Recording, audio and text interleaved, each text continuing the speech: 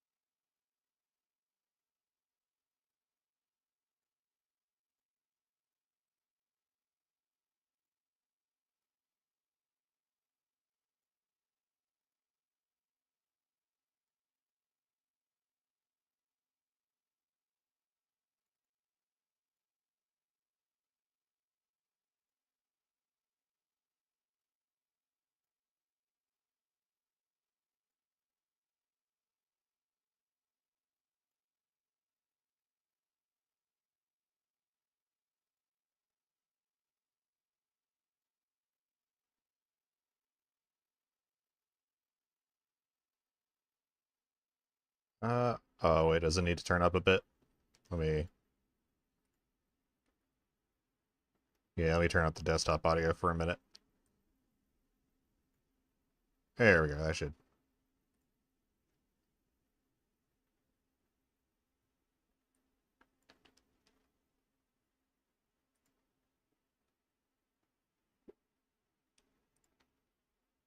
Also, I might be running with a latency of like 30 seconds, so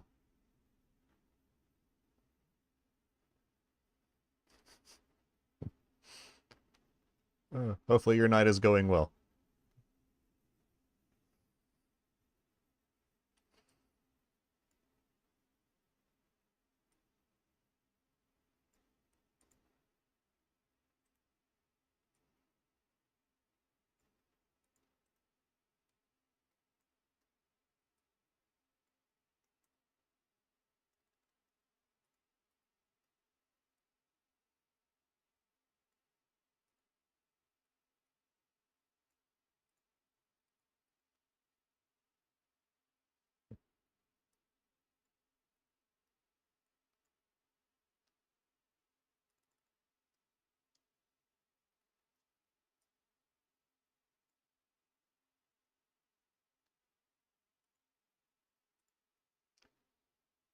It's a great night of work for all of us.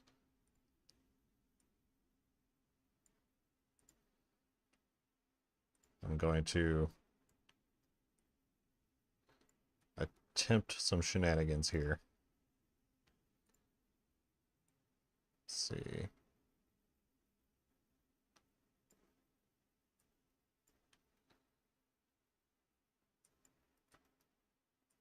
Kind of like how that one's...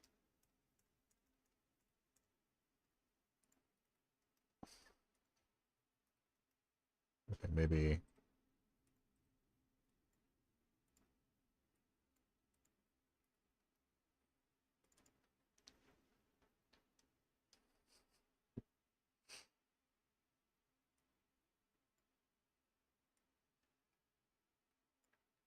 Let's see.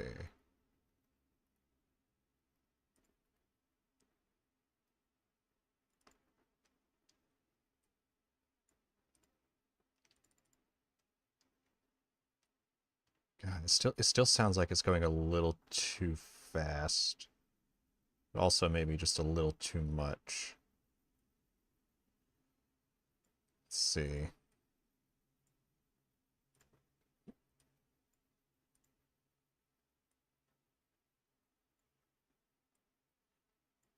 Okay.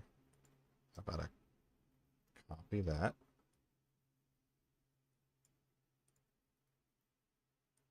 Okay, let's bring it back a little bit.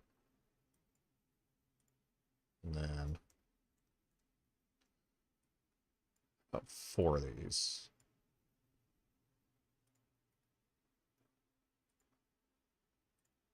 Oh, wait. What if I give it a little space? Yeah, oh, that sounded a little better.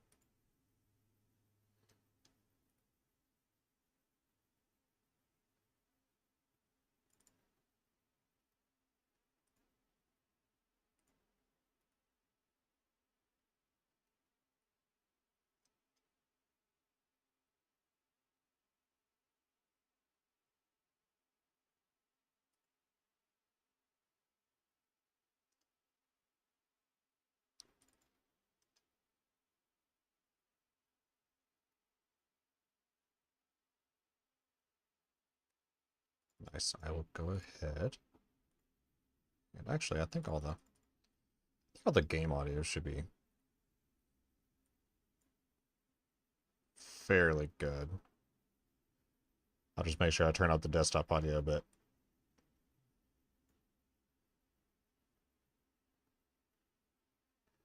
But I do need to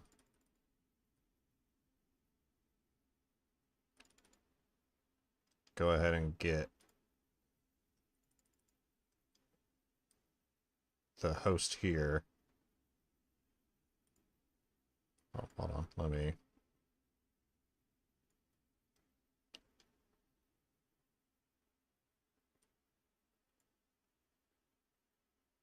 Oop.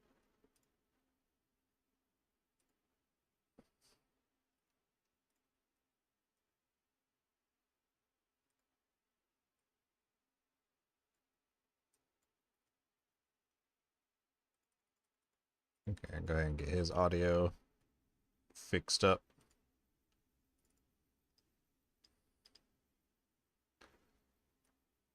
carefully.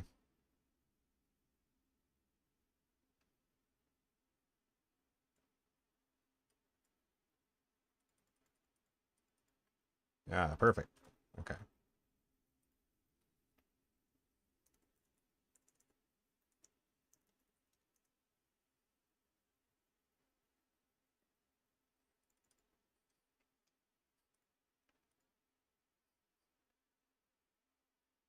This is Coda.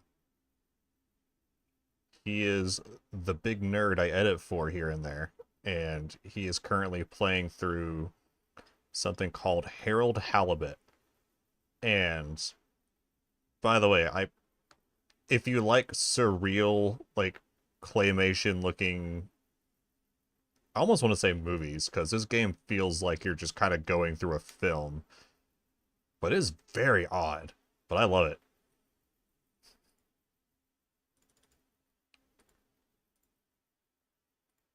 But yeah, this dork though, he is a man of many talents here.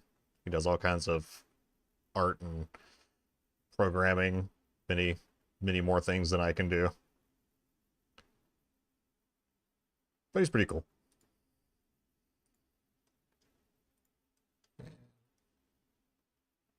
Ah, there we go. So now I need.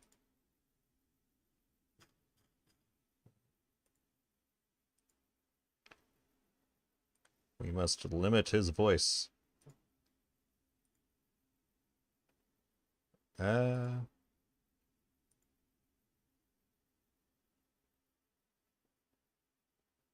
Oh no. Well, maybe not. Like it's not like super hard claymation, but they use a you'll see it in a minute, but it's kind of like a filter that makes it look claymation. And it's I mean, it's still cool looking. But yeah, maybe not for your friend though, because it is very much clay. Let's see. We're not gonna do a soft limit yet. We're gonna leave it a hard limit because I want to raise those lows. Nope, not through that. I want to raise those lows. See if I can keep the highs from hitting too hard.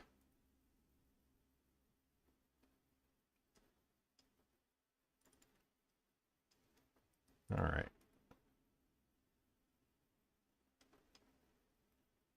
Okay, it's not too bad.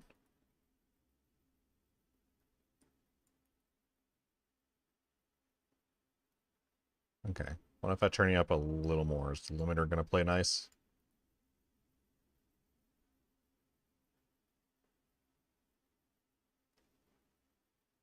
Yeah. I remember back when I first picked up editing years ago and I didn't know much about audio. So whenever uh my friends at the time were like, "Hey, you can work with us and all," and I was like, "Oh, it's really cool," because they had a channel and I wanted to learn editing, so we that just kind of worked together. I didn't know you could put limiters on to like kind of help cap the max volume and just boost up a bit. I was going through and like cutting every single little bit and adjusting the volume for each tiny cut, which was very time consuming. And life is much easier when you know there are just pre-made things that can help you do so much. Let's see, how's he sounding? Okay, he's still kind of quiet, but I think it works because he was kind of quiet anyways.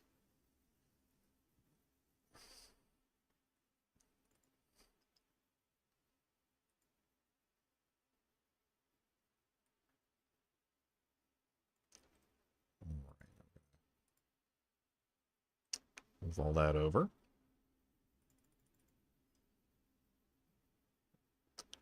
Oh yeah, I gotta make sure the glitch things. Okay, I'm actually going to delete that track because there's nothing on there, so we don't need to worry about that.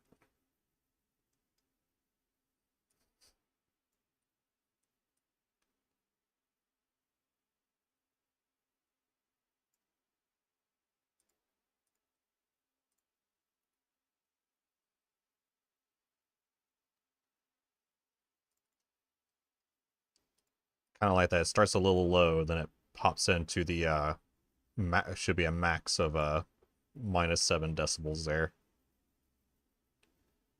At least for the higher parts. Because usually if you keep it around -7, then as your loudest point, you don't have to worry about it blowing speakers or anything or getting too loud.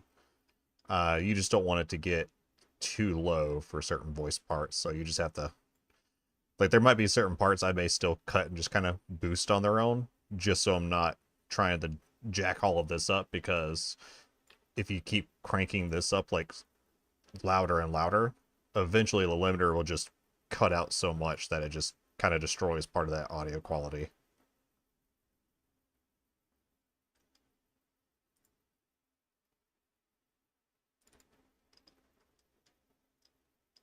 Let's see. But I think the game audio is still pretty good, because usually I'll take that off. So I think I have a limiter already for this one at around -18, so it should be still audible, but not too quiet.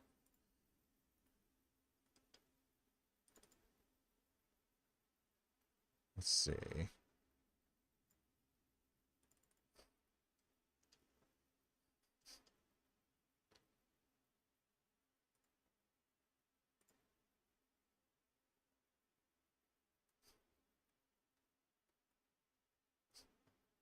But yeah, check that out. Like, that's, let me yeah,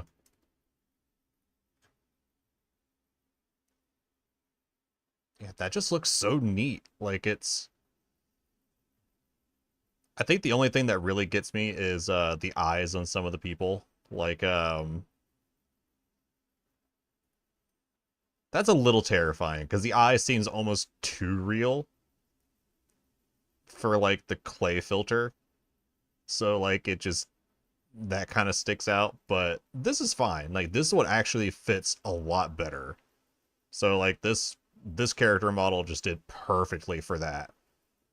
At least I'm assuming it's a type of filter. It may actually just be the model itself that they just kind of gave it that lumpy pumpkin business kind of going on to give it that look. Also, just a little textures that are like on the clothes, which I can't zoom in on this view, but I can do.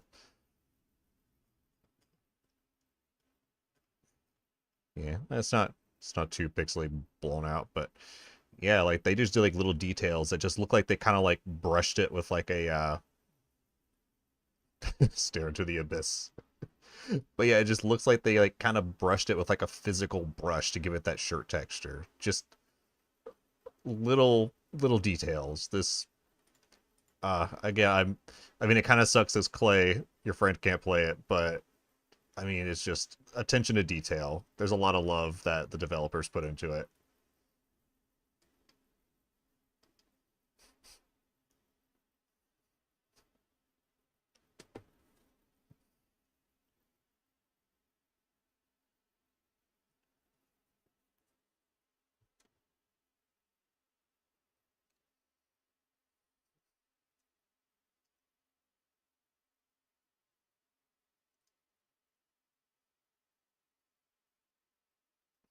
Oh, also, if you hear random sounds like Mario Yahooing or anything random, he does all of this live.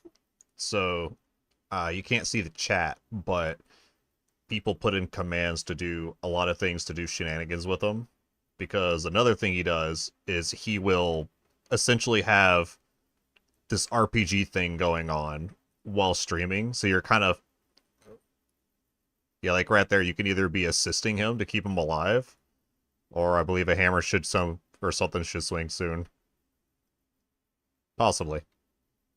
Let's see.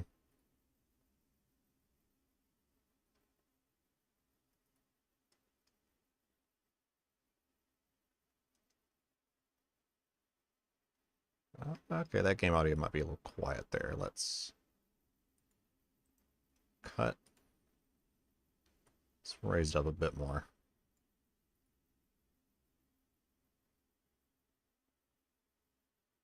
Okay, that should be better.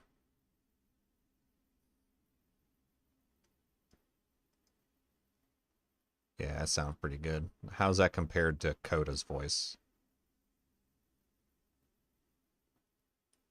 Uh,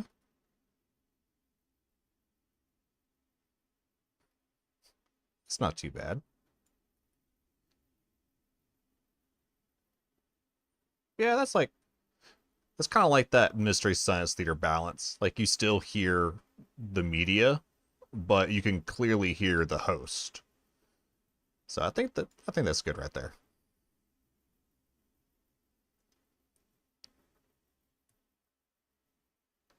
Okay, I had something I wanted to do here. Oh no, it's still not going through. That's so okay. Hold on a second. Let me audio mixer. Desktop. Oh, you know what? Oh no, that's on headset. Oh, that's weird. Okay, you know what? Real quick, can you hear the sounds of Little Root Town? Because I have some Little Root Town playing.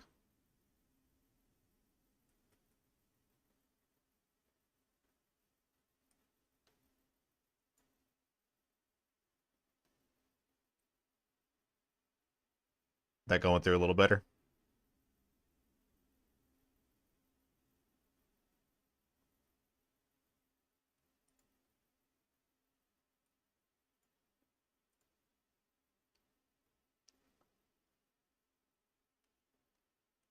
That's strange. Let's see.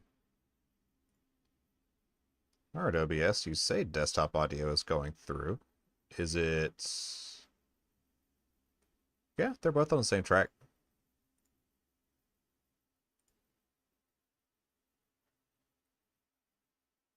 Oh, wow. Uh, well, shoot. Let me see here. What if I go to properties? Okay. Gaming headset. Let me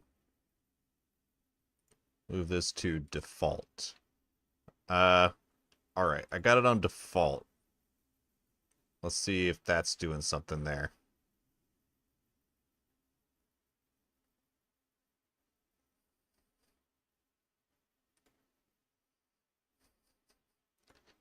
And while we're waiting for that, I'll poke around this.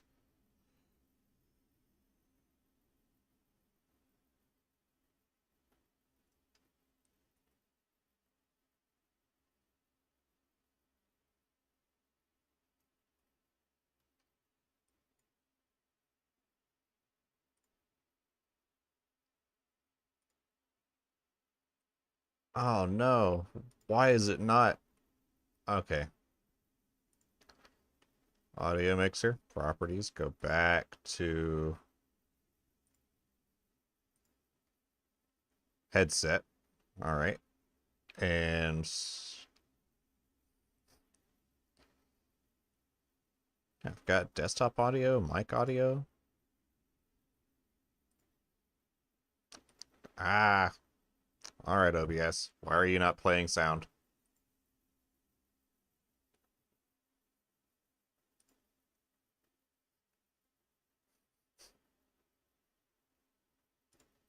Not while I poke at this. We'll say, oops, no sound. One sec. There we go.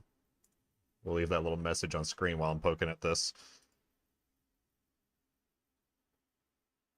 All right. Oh, that latency's not that bad. I got a little window on the side playing, so I'm kind of surprised. Let's see, what if I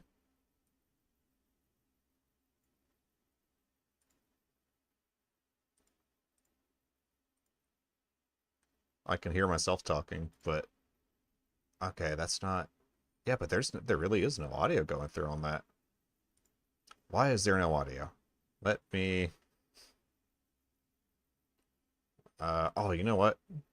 I'm gonna add an audio source. Audio output capture.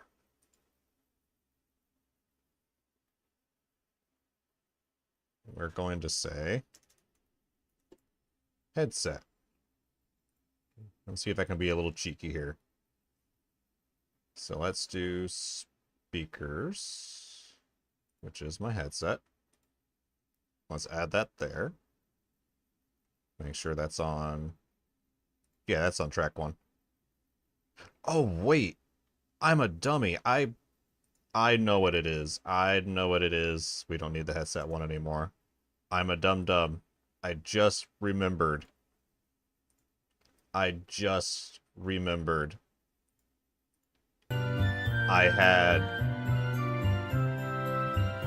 had okay. A thing I was just telling my friend about here, when you stream and you have these multiple sources, right?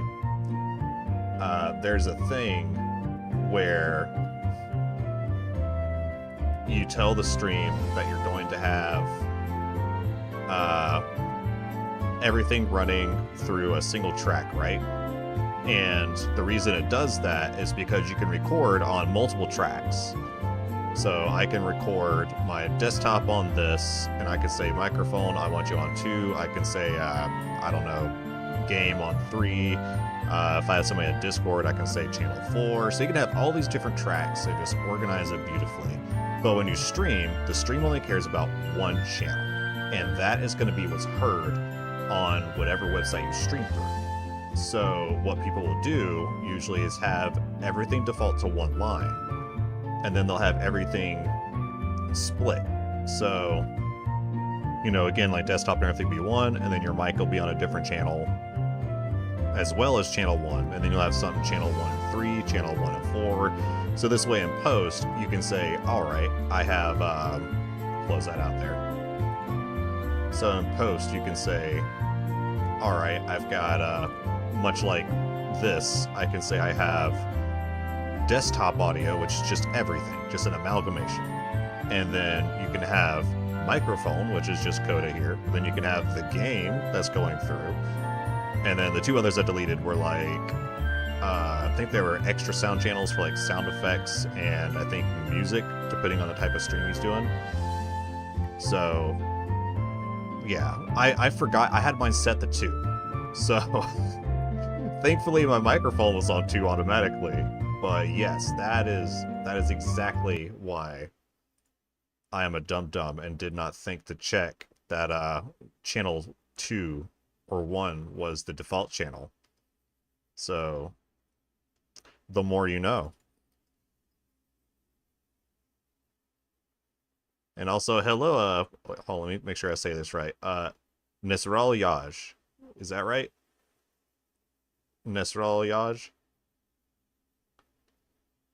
I hope I pronounced that right. Oh, that means y'all can actually hear this now. Because I was doing a thing with the audio. Where I wanted to have a little bit of like a kind of glitchy intro.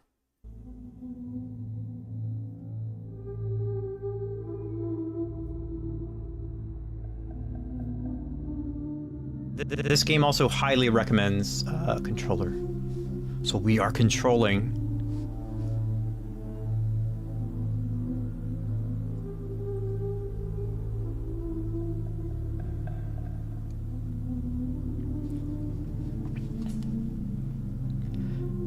It's a visual enough game that I'd rather folks be able to enjoy it. Swimming, swimming, swimming, swimming.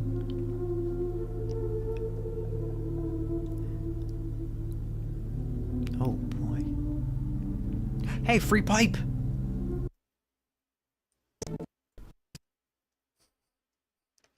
Alright, now where was I? I think I was... Oh, that's right, I was getting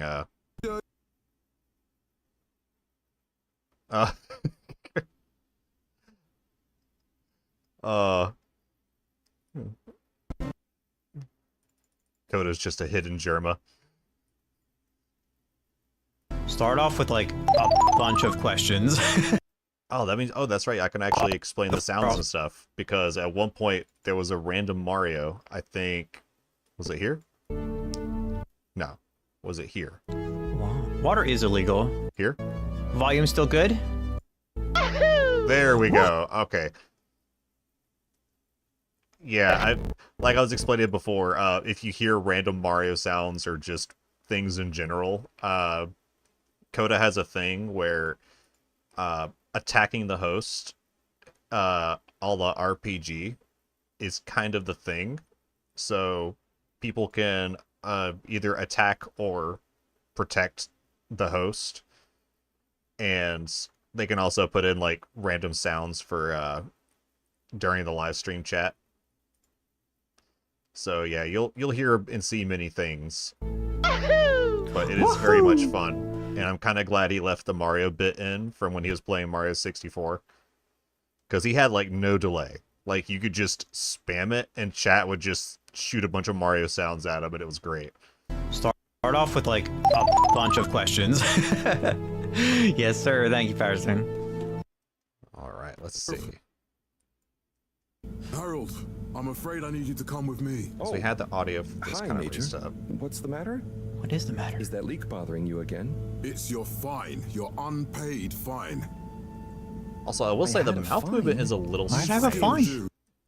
in this, but again, I think that's because part of the claymation, because typically Tubing without like the proper credit on your claymation tube card. film doesn't really have, well, some have a little bit of a, can't spell bats with S. You're not wrong.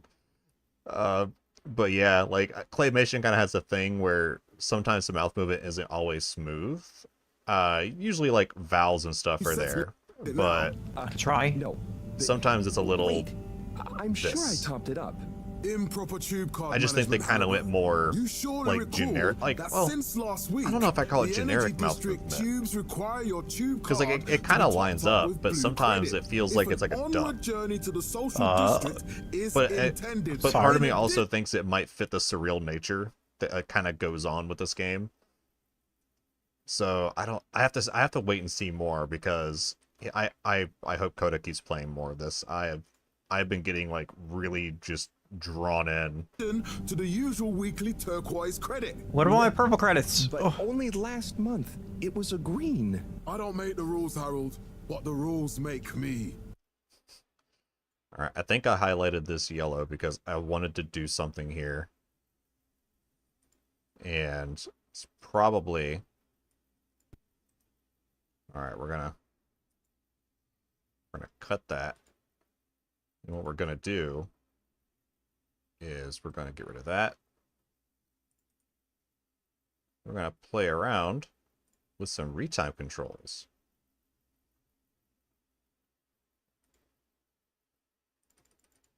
And what I'll do is actually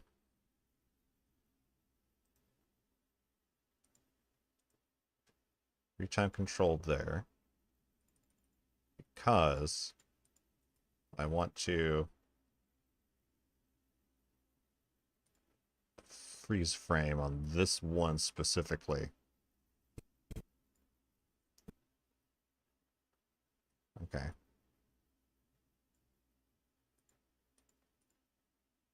There you are. Okay.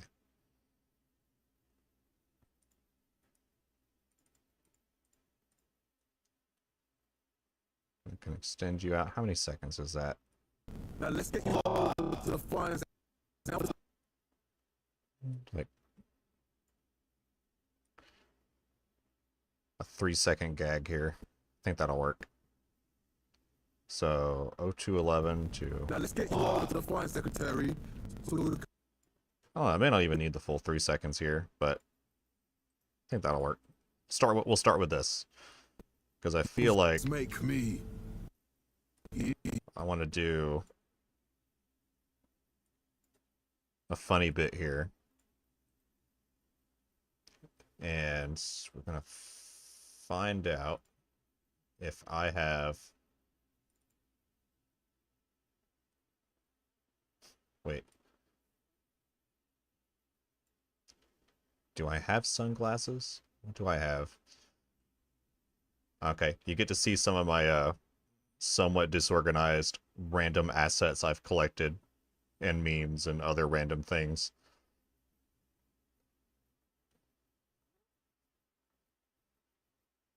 Because sometimes I find stuff that I use as a gag, and I'm like, I kind of want to keep it. And then there's some things I find is like example work for things I need. Like, what was it? It wasn't the Swedish meatballs. Wow, I thought I had something in here. I had something here I used for one of my randomizer videos, which I know it was one of the sprites from Final Fantasy, which I think is... Did I organize you under F? Man, okay. Here's the love-hate relationship with organizing. And this is more for like when it comes to like projects and stuff, because let's say for instance, I go to assets here and I'm like, I'm gonna put in I don't know, we'll toss in a melodica. And I'm like, cool, I want to use this melodica right there, right? Like I just kind of toss it in there. Now, let's say I want to organize this, and I'm like, I want to call this Melodica PNG. Sometimes renaming things causes that to happen, and you have to relink. So you can just be like, oh, I just gotta actually I can probably right click here. Like, you just gotta relink the clip. So you just go to your folder and you're like, yeah, it's here. One clip would not be found. Yeah, because the name doesn't match. So organizing gets kind of hard to do whenever you start working on it. Yeah. This is why, like, I tell myself what I need to do is, like, once I'm done with the other projects, and I've got them, like, the main project file backed up, and I'm like, I'm done, they're not going to get touched for a while, I can just go in and just really organize everything, and I'll be happy. Like, I tell myself that. But for now, I just leave everything a jumbled mess, which I don't think I have sunglasses. So I'm gonna, I kind of want to do, I just love the line where he says, I don't make the rules, Harold, but the rules make me. I just want to like kind of drop some sunglasses on him and just kind of like zoom in a little bit. Because I just feel like that's such a weirdly hard line. Like, that's something you say when you're dedicated. It's just so good. So, you know what? I'll say Pixel sunglasses. I can probably find them real quick.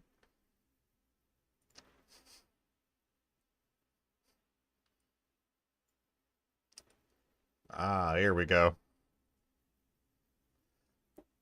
Also, if you're ever searching stuff, which mine defaults to whatever this is, but I was almost thinking about something like the Miami CSI. Let's see. You know, I think I could do that. It's only like 3 seconds. I can get away with it. It won't get copyright struck. One thing I did notice, if you ever look for like, and you're like, oh, I just need like a PNG or something, and you're looking for something transparent, like, let's see, we'll select that. Let's give it a second. Because sometimes you select something and you see like this background and you think, oh, that means it's transparent. So you go, all right, what if we open in a new tab and you see that? And what it turns out, we're going to videos, assets, eyes white, black, and product design. We're going to say pixel glasses, maybe. Because first it's a JPEG. I don't even think it's going to be a transparent background. Usually PNG has the file type for that. But we do sunglasses. Yeah. Notice how like it has this? Yeah, that means it didn't get transparent. So if you're looking through images and you're like, I need just a basic apple real quick, and you're like, oh, this apple, it must be transparent, and then it turns out it's not. That's exactly what happens. Is it's just kind of portrayed as like what it could look like, not always what it actually is. I mean, yeah, you could. That, and you can always like, actually, you know what? This will actually be a good example. Because I'll just take this, and we're done with you, Tab. Away with you. We'll drop this in there, and let's say we want to just edit that real quick. Just get some sunglasses in on layer 2, which I'll actually go ahead and close out that. One thing I do like with DaVinci, by the way, they leave a little icon right there for you, so you know if it's been messed with in terms of like the time stuff, the whatchamacallit, the retime controls, so you can look at it and be like, oh yeah, it's got that little icon there.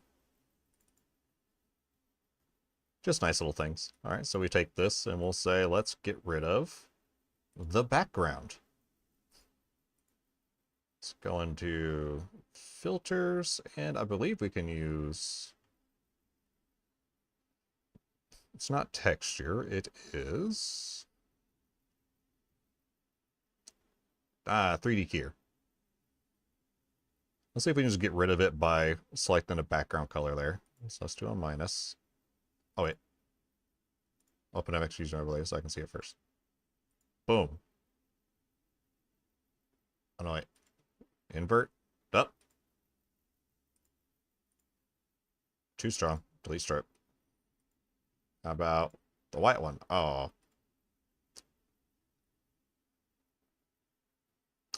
What if I just get rid of the sunglasses? No. Okay. Well, when a 3D keyer fails, get rid of that. We'll do it the old-fashioned way.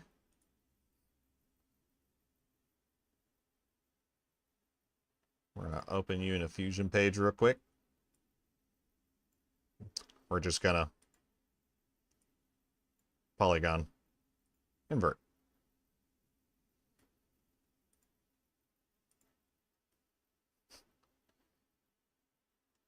Speaking of bats.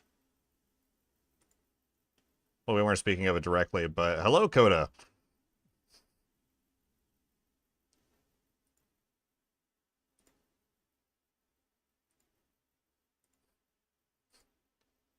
I'm just going to draw out this thing real quick.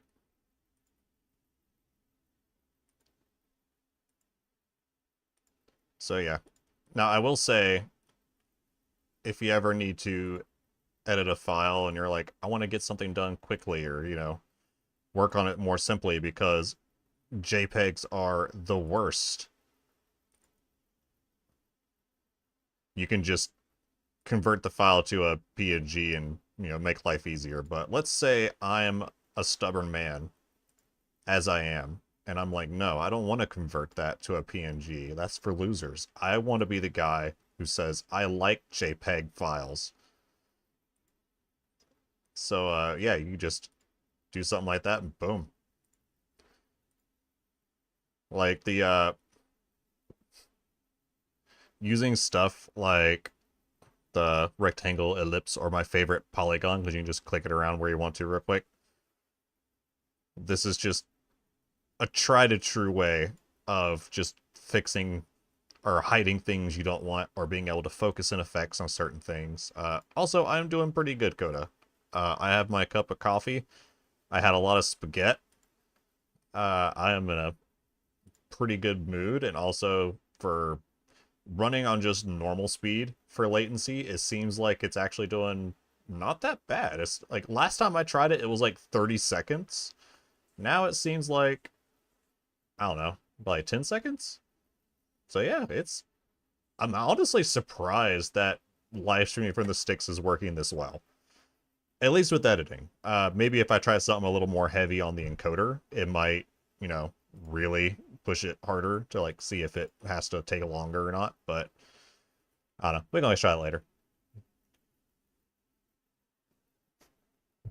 But for now, we have to make a meme out of you. Or I'll say, out of this man here. So we're going to do that. Oh, did it actually crash on me? No! What was I doing? I was working. What?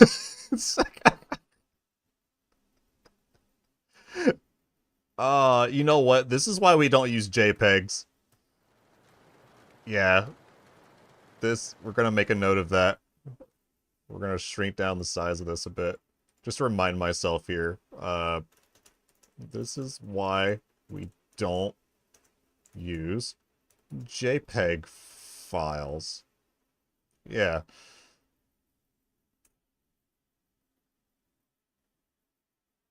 Alright, open this back up. Okay, I am way out in the woods, so like I don't get for the longest time we had like oh man, the polygon mask was too sharp. But let's see. You know what? While we actually had this opened up, I didn't lose too much. I didn't lose too much. I can get back where I was. But while we're at it, we'll just go ahead and we'll go to, I believe it's preferences, general, automatically send problem reports. You know what? Maybe we should add that on there.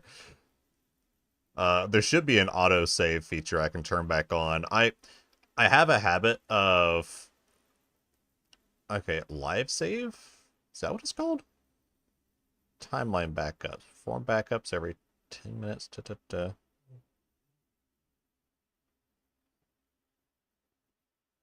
to think. Live save?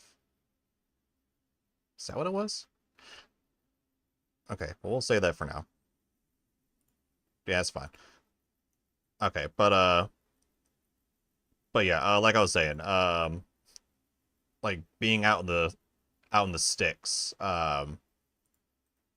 like that's where I'm at right now. So like there is usually like no internet out here. The only reason I have any internet connection right now is because I'm using the that satellite stuff, the Starlink thing, and it's like the basic just cheap option where it's just kind of like the standard whatever, and it's surprisingly really good for what it is. Like I'm able to do like voice chats with people and it's fine. Like I watch stuff no problem, and as of today, like it's surprisingly really just horrors beyond recognition. It's good for like the little bit of data I get for upload, because I think I get like 1 megabyte a second or something like that for upload speed, maybe a little more. But it's just the fact that I have so little latency from the internet itself. This game also highly. Also, I remember I had you right here. This. Yeah, there we go. Okay, so this game. I can do that. Oh, not everything. Let's do that. But yeah, there is a,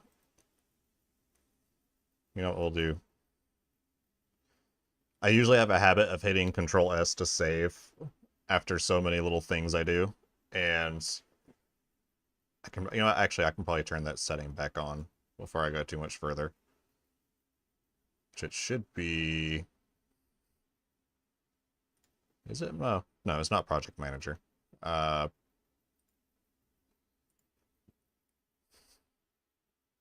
No, I think it is just the regular settings. Okay. I have a habit from when I used to use Adobe, and Adobe would just crash if you let it autosave, like ever.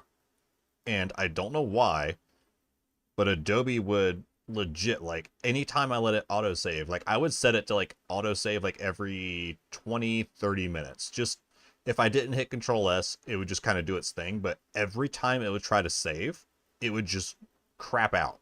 And I was so confused. I'm like, why? Why aren't you why aren't you just working? And for some reason, that's just an Adobe thing. It just gives out when it autosaves. So I turned it off and learned just to hit Control S, which surprisingly didn't make it crash. And it was just, it's a habit that I have to remember it's okay if I let this do it, because DaVinci didn't. Like, I never had that issue with DaVinci. And honestly, it's very rare that DaVinci gives out like that. This game also But yeah, I don't know. I feel like I have PTSD from using Adobe so much, where I'm just like, I'm used to it giving up just halfway through something, and I'm like, oh, hours of my life gone. This game also. But luckily, this is only a little bit, so we're gonna do what we did before. We're gonna grab that. We're going to we're gonna say this. All right. Oh, Coda, you also missed where I had like the first 10, 15 minutes of the stream with nothing but my microphone, because I forgot that the stream was set to line 2 instead of line 1.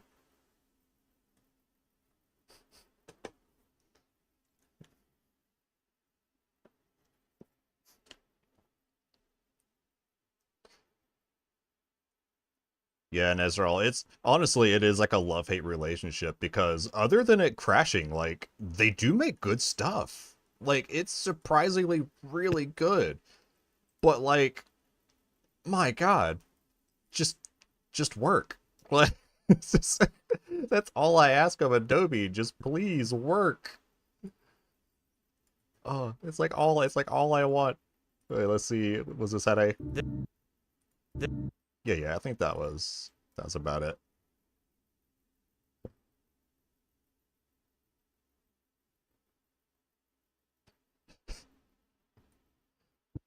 Slink SMR, no visual, all audio. If only I could do a successful stream just talking, which actually that would be just a podcast at that point. Just Slink to Let me see. Is that? Let's see. Okay, so I have that. All right, so now I think what I had was about right there. Yeah, I think it's about right there.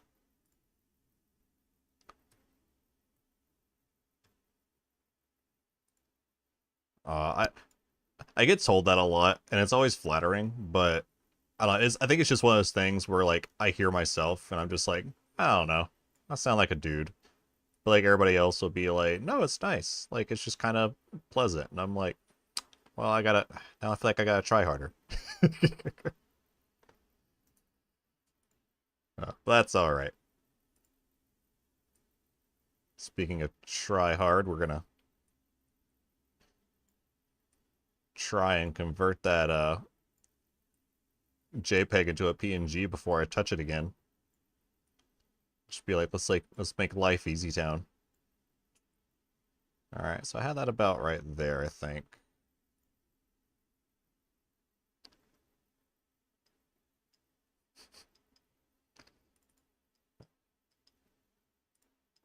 Yeah, and then I went to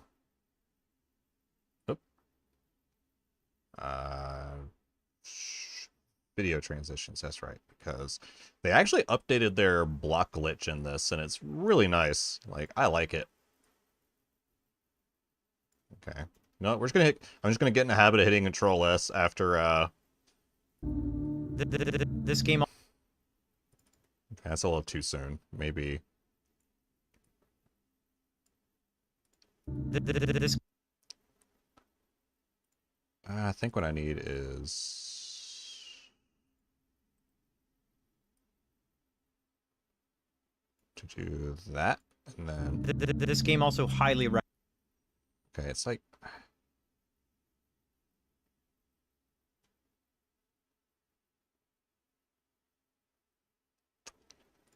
Okay, let's see. Controller. know what? There's a good chunk of silence here. We're gonna do a thing here that I usually don't do too much. Yeah, DaVinci's got really good with some of its like built-in fusion transitions and stuff. Like they are so nice. Like I think actually if I hold over circles, yeah, they usually give you like an example. If you just kind of mouse over. Like there's some like little basic stuff and stuff they have in here that's just really nice. Which detail dissolve is kind of a cross dissolve, just actually it just kind of looks like cross dissolve. I'm not sure what makes it more detailed. I think, but yeah, block glitch is really nice. But I feel like I need to adjust your timing here a bit. Like I'm actually kind of a stickler when it comes to adjusting like microphone times, like when people are talking. I don't like to do it very much, mostly because I like to try and keep the timing as natural as I can. Because it just seems like if you're cutting and moving it around a lot for something that's essentially just like part of like even if this wasn't necessarily a live stream, like this is just like a recorded show, so to speak. Like I still would want to mess with the timing because like everything said is more focused on that moment. So, you know, if there's silence, like there was silence for a reason. The only time I'll usually touch anything is for like an intro, just to like right now, just to kind of get something set up a little more where This game also like, yeah, like I like that the first stutter starts right before this. I might actually do. This game also. Yeah, there we go. That's a lot better. I like that. And then I can just do that. And I'll actually highlight these yellow because their volume is perfect. So that's where I had them before. Because I'm going to take and once again with feeling, I'm going to take your voice coda and give it a nice little quick balancing here. So we will huzzah. Make sure we grabbed everything we need. Oh. Well, that's another thing, which is probably, it's more than just DaVinci. I think it's stuff in general, just for like PC, but if you ever want to grab multiple things and you realize, like I did, you didn't grab that last one, just hold Control and click, and you can add it right on there. Now, I think if I hold Control and click again, yeah, it'll deselect. Okay, so you can actually add and take away. So, you know, don't panic if you drag like that, then you zoom in and it's like, oh no, I didn't grab the thing, and then you gotta re-drag over. So you can do that. You can just kind of mouse or, you know, keyboard over and just grab as you need. But now that we have all that, we're going to make that into a compound clip. That's going to be coda voice. And it doesn't necessarily do anything to the audio when you do that. What it'll do is it'll essentially just compound it into one solid bar for you. So this way, instead of it being like a bunch of little cuts you got to go through and like manage, you can just condense it into one and then go from there. But one thing I will say is that it does remove, I believe it does remove any effects you already had on there, if you compound it, or because it is essentially kind of like locking it in. I think at least that's what I experienced when I was doing the, I think I was doing the randomizer video for Mega Man. One of those. Which one was it? Videos. Hold on. I can pull up the screen the screen part real quick. Which one were you? I think you were. Oh yeah, it was the TV effect. So we'll just pause that real quick. There. Because what it was is I had like this TV and I had the footage underneath it and then I had a it's like a CRT effect where you can add like a natural curvature. And I had it all set up and it was layered out and everything on the timeline, and I was like, all right, cool. Now that I'm done, I'm just gonna compound it, make it easy to move around if I need to. And I did, and then I realized it like kind of locked in everything. So if I changed like the ratio or even moved it, like it just made it fubbernut because like stuff would get out of alignment and everything.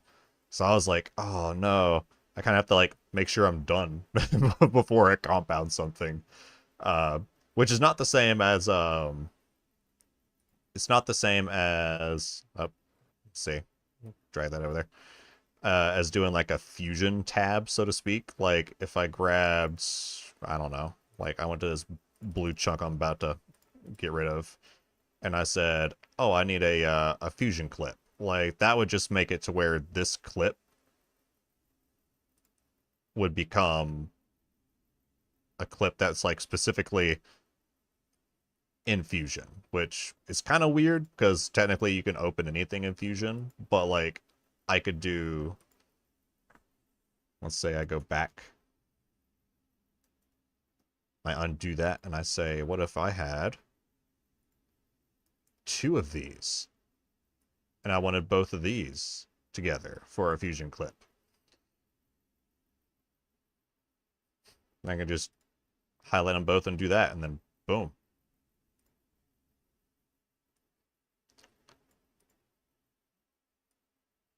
Now I've got those 2 sandwiched together into one clip to work with. Although sometimes I do prefer to I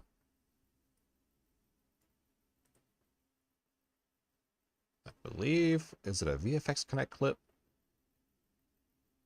Man, I'm so used to whenever I go into here, I just kind of slap all my media and stuff while I'm in the Fusion tab, because you can just insert like files and whatnot like while you're in here, and then this way when you go back it's nice and clean out here, and then whenever you go into this it's just the one thing, because that's what I did for one of Coda's highlights, which I don't think it's out yet, but when it comes out later I'll poke more into the background of it, but I'll leave it a surprise for now. But yes, we're back to where we were at the beginning. This game also highly recommends. Got that. So now we're going to take your voice once more with feeling. Limit that to, I believe we had it at -7, because -7 is kind of a nice start. Well, honestly, we'll do -8. No, I like -7. Let's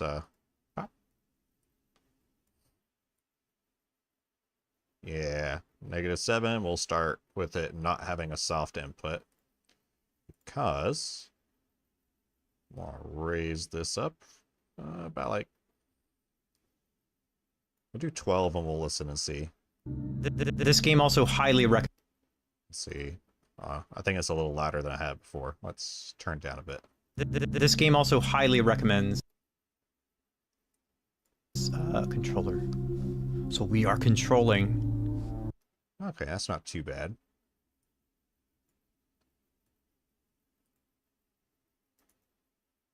So recommends controller. Let's see. How about put it to -8. And we raise that volume a little more. Just don't want to make it too crazy. This game also highly recommends controller. So we are controlling. Okay, that's not too bad. That's not too bad. I just don't want it to sound like it's having like a hard clip.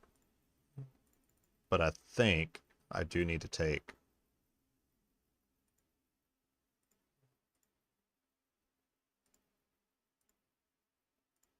Let's see. Oh, I already had those at 10. Okay, and then that goes to 14. So what I'll do is I'll do 11. And then like kind of up to 13. And then I'll just copy this 14, 20.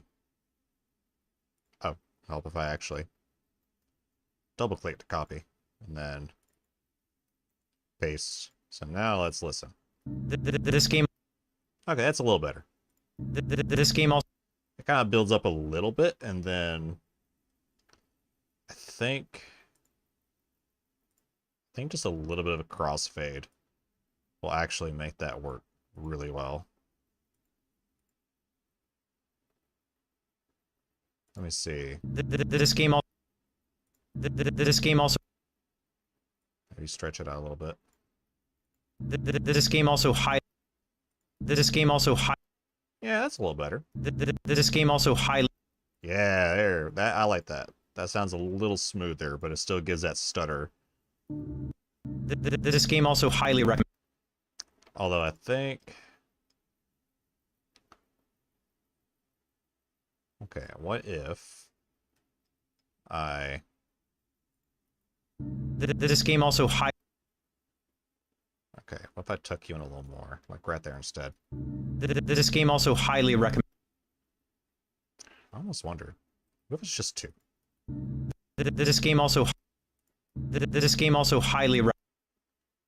Okay, I kind of like that. That's a little softer in there because it's like the 2 and then the 3rd cuts right into it. All right, I think we're good there. And then add this. I clipped.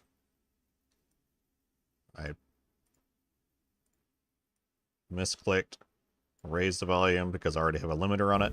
Harold, I'm afraid I need you to come with me. Oh, hi, Major. What's the matter? What is the matter? Is that leak bothering? Let's see. Just to make sure. Fine. Why did I have a Still fine? do. Okay. So that's still not too bad. Why did I have a Still fine? do. So it's still, yeah, okay, I still like that. That's still a good, like, MST balance right there. But now, we'll control S again.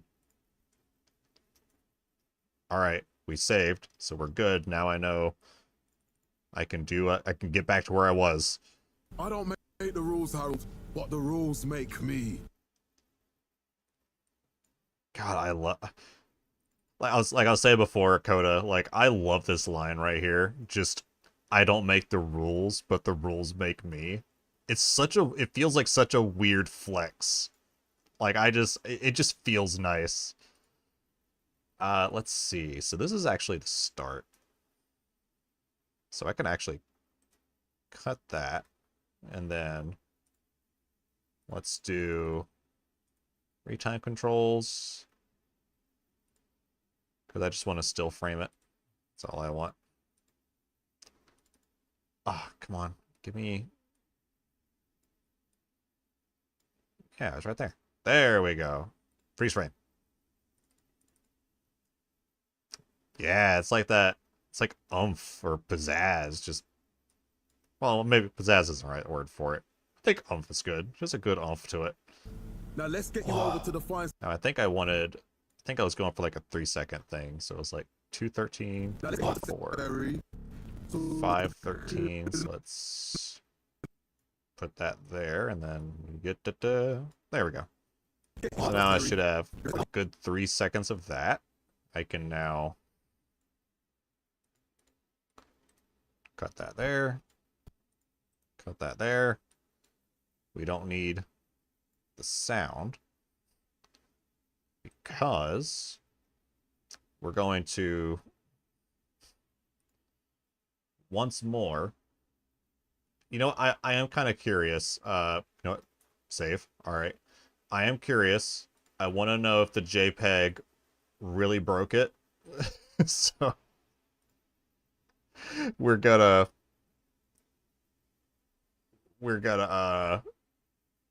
see if we can get that back in there. All right, let's see if JPEGs break this program. Where did I put you? Okay. It's in here somewhere. Wait, pixel glasses. All right, okay. All right, so just like before, we'll drop this in, and one thing I will add that I'm a little sad about, and I may be wrong. I'll look really quick here just to make sure, but I don't believe there is. No, I'm not seeing that, and I don't think it would be a filter. I don't believe it would be a filter. No. Yeah, they don't have a masking option right on their what they call like their open effects and stuff. And you have to actually go into the Fusion tab to do that. Which is kind of a bummer, because it's something that I'm so used to just having right there to where I can say, oh yeah, a mask, you know, like make a square or be done, you know, and just call it a day. But, you know, it's just, instead, it's like, oh, I gotta do the points, that's right. Instead, you gotta go to Fusion, and it's not that big of a deal. I mean, it's just you go in and, like, you can cut. Like, the only time it's really a big deal is whenever you need to, like, cut something over another image, so you kind of have a frame of reference, which means you have to take that base image, open it in the Fusion tab, and then you got to put, like, this file into there, like, in the Fusion tab, and then go from there, and it's just... I don't know, it feels like a lot of extra steps, and it's just, you know, like, why can't I just, you know, have this simple thing? But who knows, maybe they'll make an update for it, and if not, I think I'm fairly certain I could probably find a plugin that someone has made for this, because they do have a lot of plugin options you can get, which Adobe did too. Which I will say, one of my favorite things from, I believe it was After Effects, was it was the company that did the lightsaber effects for, I think, episode 7, and they might have worked on the other 2 episodes after that, but they made an effect using After Effects, or kind of like a plugin, where you could essentially, like, create a mask, or have, like, a mask be layered over, you know, something else. Oh, it helped if I... Boom. Perfect. Alright, we're gonna hit Control S. Alright, we saved. Alright, are you good? We're Gucci here. Nothing's crashing. Alright, we're gonna just shrink that down a bit, and we're gonna give it a little angle, because uneven sunglasses are how you know you're really cool. So we'll just apply a little more. Oh, that's perfect. All right, Control S again. All right, we're good so far. Too cool, DaVinci. Sweet. All right. Now we need. I believe y'all decided it was going to be the CSI Miami sound, so we will absolutely find that. CSI Miami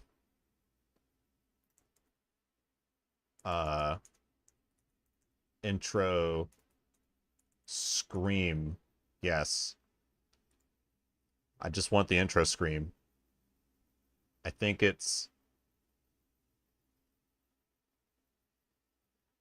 Alright, let's... Oh, wow, this is from 9 years ago. Let's listen. That's perfect. Alright, that'll work. It's a little bit crushed, but let me turn the volume up here.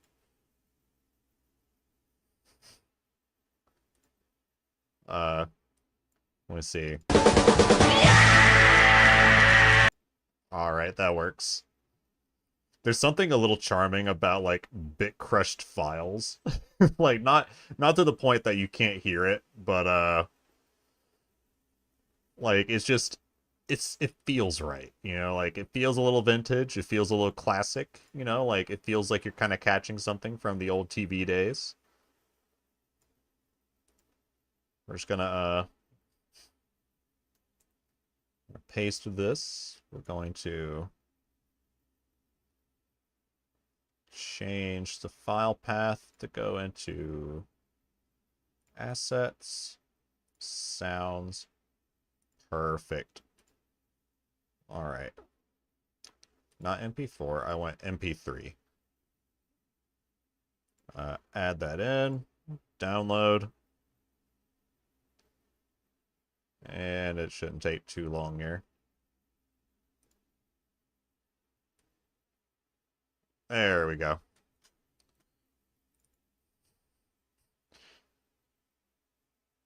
Oh wait, what was it called? It's just CSI.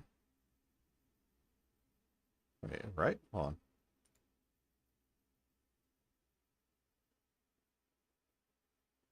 Did I name the file right? Let me... CSI Miami Scream. That's all of Sounds of Wii Sports I forgot I had in here. Did I download it to the right? Yeah. Video, assets, sounds. MP3. Okay, do I need to go back in? Is that what it is? Ah, there we are. Okay. Yeah, I just didn't refresh it. Cool. So now, you know what I was saying about organization earlier? We can just say we made up for it because like we can organize it inside of our programs. So we can all feel good about ourselves knowing that our folders may be garbage, but our programs will make us look neat and organized and like we have our lives together. And that works for me. So that's going to be 7 seconds. A habit I have is I like to lock my audio lines before I start dragging stuff.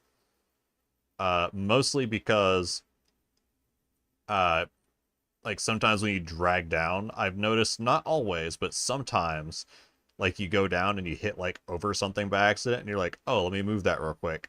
For some reason, it'll just undo like a sound effect you have or a like a volume setting. And like it's not always, but like sometimes, and it's just a little weird. But start off with our sound down a little bit because we don't need the drums at the beginning. We just need it to like cut right to the screen, which I think is right there.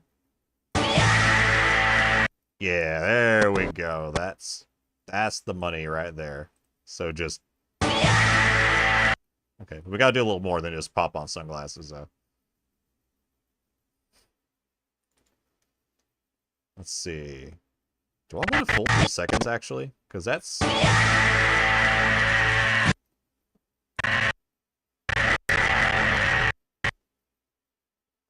you know what we'll do?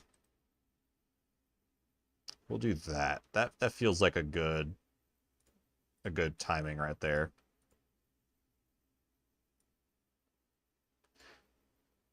So we'll turn on magnets again.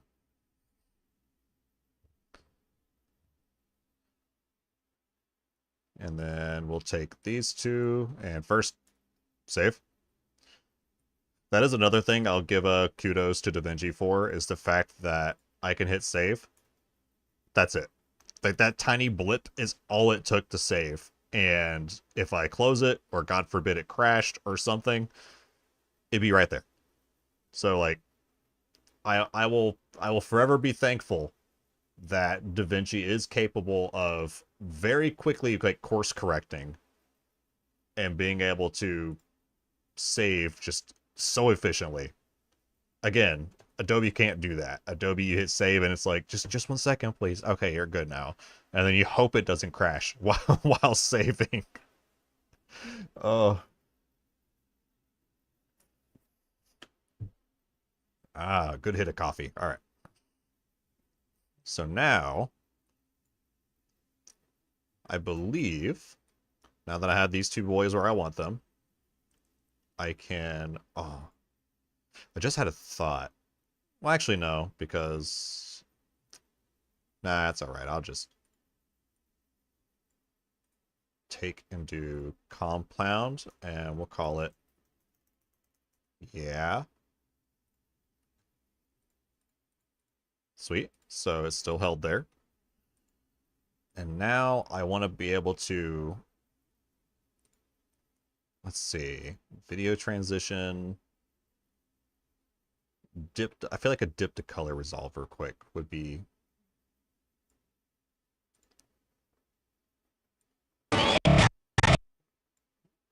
No, I don't want to...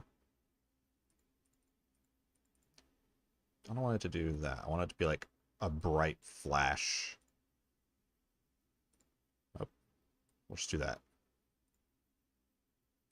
What if I do like... Okay, well not that fast. I don't want to give epilepsy, but let's like... There we go. That's a little softer on the eyes. But I also want this image to not just be still. Like, I want it to... Let's see.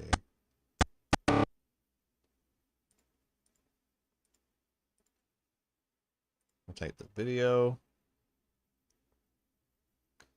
And we will position, zoom, and you know what? A little bit of rotation as well. So we're going to start...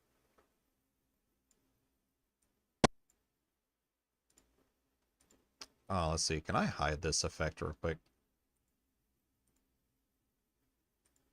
Oh.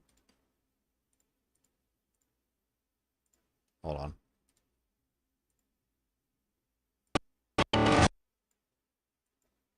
Okay, we'll put the effect on after. Because right now, I need to focus on... I feel like a quick zoom will do...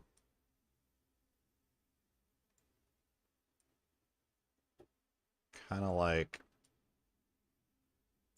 right there, but we're going to get a little closer because I want it to zoom out a bit, but like still kind of be focused on them. So we'll see right there, and then like real a little bit into the yeah right there is where we'll have him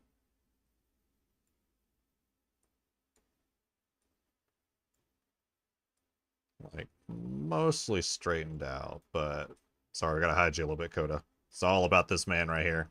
He's got some serious drip going on. So let's see. Okay, that's not too bad. Now, one thing I do notice, at least like try getting from like Adobe to this, when it comes to our lovely friends, the terminology that escapes my mind, is tweening, but my goodness, the name of this thing escapes me. Why? Okay, I can't... I hate when my brain farts like this, but essentially, these little points, you can now adjust them with things like easing out or easing in, or keeping it linear, which linear is basically just when you say, hey, from this point to this point, I want you to, you know, like we're doing here, like I want you to move the zoom from these settings to this at this time. And then the program says, yeah, thank you, keyframe, yes. Oh my goodness. My brain shuts off sometimes. But yeah, like keyframes, I will say with like stuff like After Effects, you get like a little more options as far as like the easy ease and kind of like curves and stuff. You get some of that on the main cut here, but like it's gotten better from what I've noticed from like when I first started using DaVinci to Uh, really about, I think I've been using DaVinci about a year. Yeah, it's been about a year. Or no, actually, I think it's been longer than a year. Wow, I think it's been maybe two. Let's see, it was 2020, some point in 2022. It's getting close to 2 years now. But yeah, keyframes, they didn't really have much other than linear, or you had to like open a graph and then just kind of start messing with it from there. But now they kind of like simplified it a bit to where now I'm like, I want it to ease out. So now it's got like a little bit of that draw, like if I turn off magnet. And you see, like, it's not an immediate movement. It kind of starts moving in, and then it snaps. So it's gotten a lot better, because before, you would try and, like, move the curvature, and all it would do is, like, throw the image around. So I would begrudgingly just, like, set each keyframe as I wanted to see it. So basically, I was doing the non-linear movement manually. But, yeah, it's gotten a lot easier with that. So now I can ease out. And then if I wanted to, I can just ease in, but I kind of like the snappiness of it. But yeah, it's come quite a ways as far as like little things. But I'm still happy with it. So we're gonna do that. So now I got the movement, and then let's see. I want to make sure it's not dragging out too long. So let's start, and then actually, hold on. Let's catch it fresh from the beginning here. I don't make the rules, Harold, but the rules make me. Okay, I think that can be. Hold on. We'll say one more time, but also I feel like I want to edit the audio for the game and just make it a little louder, because that's just, I don't know, some people are like really quiet in this dialogue. But But only last month, see. it was a green. I don't make the rules, Harold, but the rules make me. Okay, that's not too bad, because I'll have everything snapped to like carry over from that point, so that'll be alright. But I will go ahead and first we'll get rid of, well actually, we'll leave that, but I will go ahead and change this to yellow. Color coding is great for making sure you don't get confused, because I have a thing where usually I'll be like, all right, yellow is stuff that's like either edited or like whenever I'm doing my first pass through, which is what I did here for a lot of stuff. I was like, all right, I know stuff I want to keep, and then like I have little moments where either like I see an opportunity, or you know, if like in this case, like Coda's like, oh, like editor, do a thing, and I'll be like, oh, okay, I'll make a note, like this is where I'll do a thing.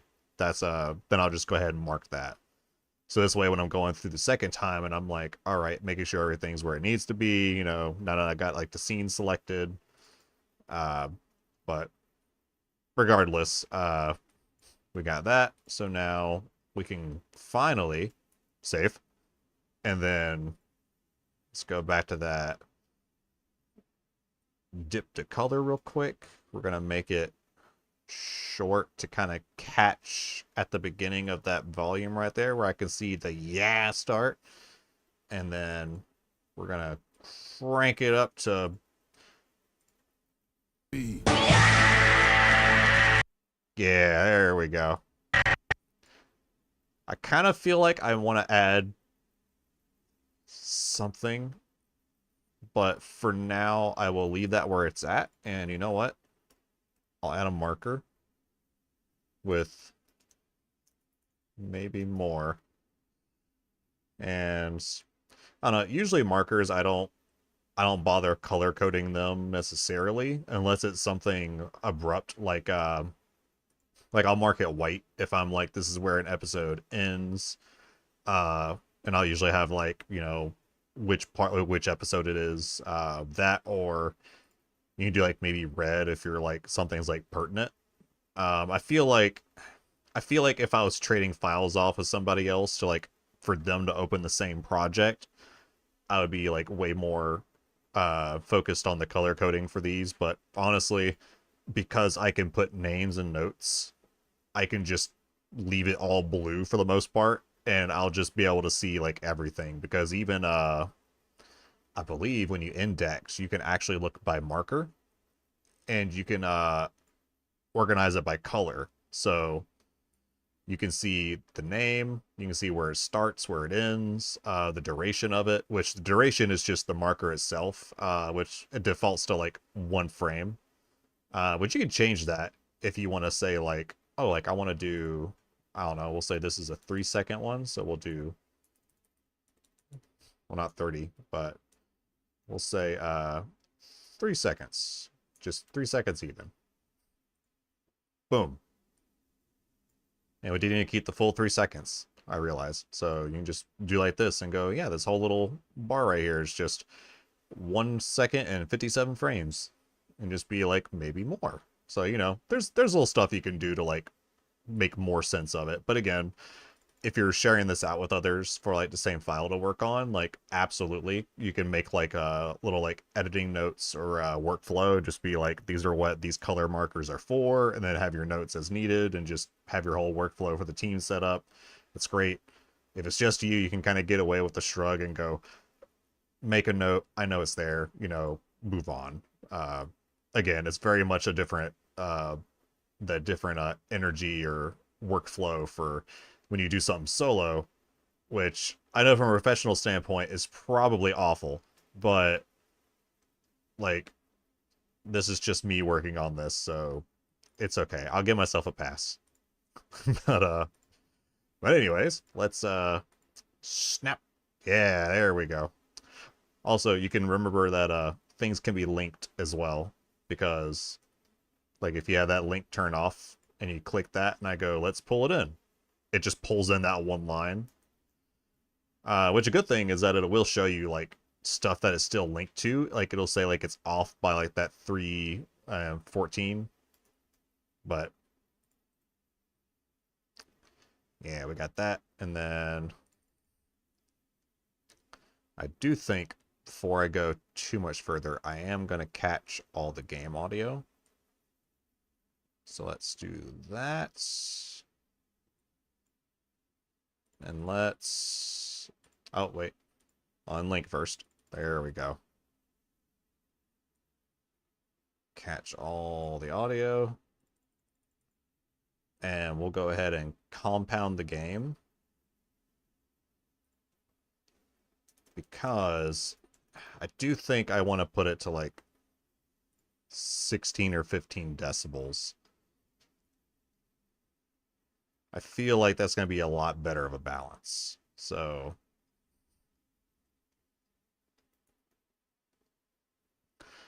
also, don't worry if like see like the little sound things go away, or like your waveforms, like they will come back. It just the program's taking a second to like go through the whole thing and like lay it out for you visually.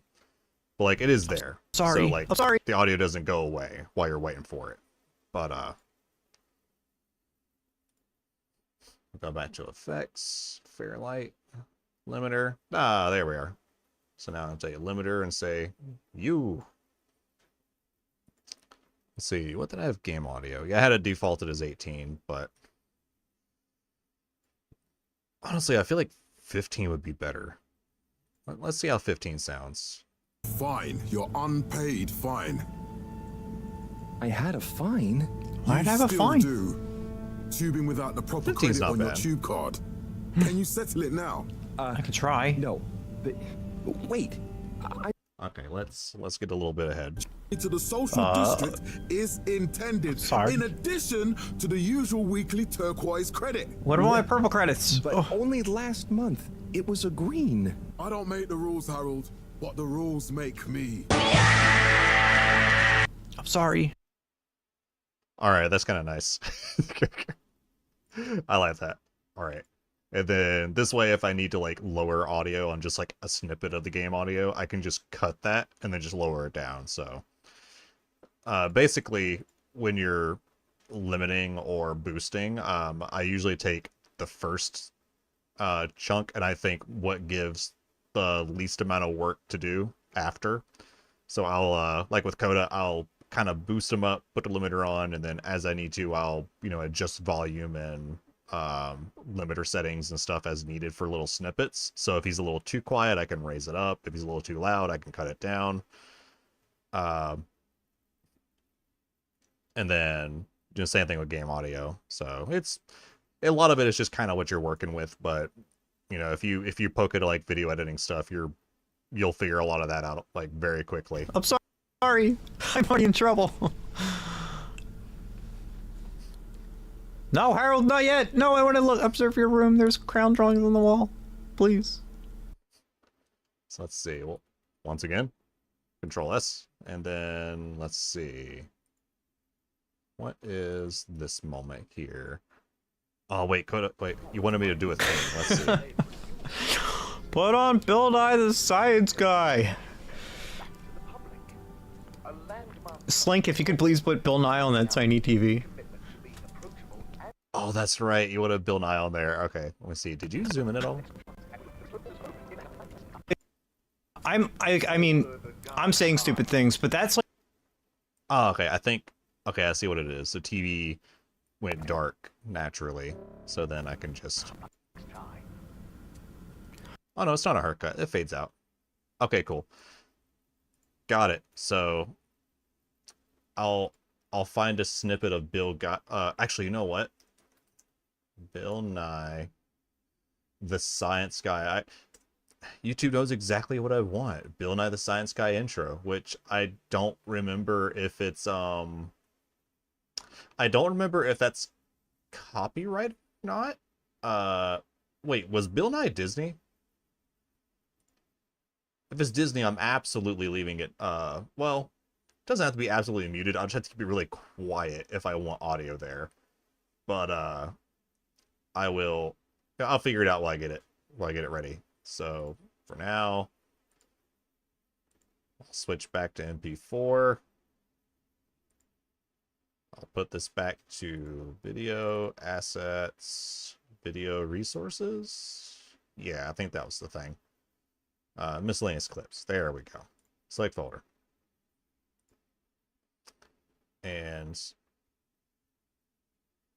I will. Oh, it was a Disney show. Okay, yeah. So I'm gonna mute that. It's just go ahead and take a little precaution there. And let's get that file downloading. So there we go. Yeah, I can remove. I got that one done. So now I can boom. Then get it in. Yeah, they're usually like, at least from experience, like little snippets of stuff is not a big deal because it's like essentially like it's kind of like a tiny sample. It's not like you're throwing the whole like a whole show or anything on there, especially if it's just like a few seconds. But I'm still careful with Disney because like I don't know, you show Mickey Mouse and it's just, well, actually no, if you show Steamboat Willie, now it's cool because they don't own that anymore. But any other version of Mickey, and you'll have a cease and desist coming at your ass before you know it. So where did I put Bill Nye? Bill Nye, did I? Oh, that's right. Sources, miscellaneous clips. Okay. I had a Scott the Woz phase, by the way. So, yeah. I still like his stuff. Honestly, I had a phase where I was like, I discovered Scott the Woz, and I was like, oh man, like I never knew about this guy, and like he's super entertaining and all. But then like, I just suddenly took a break from watching his stuff for like 2 years. Just like a weird pause, and I'm like, I don't know, it's like nothing against him, but for some reason I'm just like, I don't know, I just kind of like got busy, I guess, and just didn't keep up with him. Let's see, so what I'll do is I'll actually lock these, and then when I put Bill Nye the please don't copyright strike me guy, I want to go ahead and turn your volume down super low. There we go. And we don't need it super big. We just need it to... There we go. I'm pretty sure I can do the stuff I need in let's see, how loud are you? Okay, I need to turn you down. Actually, I don't think I need the audio for it because I think it's kind of funny. Just let's see. I want to start a double thing for me.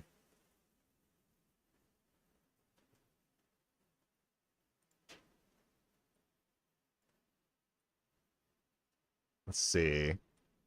I feel like I can do. I feel like I can make this work without having to open this up in Fusion. If I have to, it's fine. But I think I can do all the pitch and yaw and stuff that I need to. So, like for instance, I can.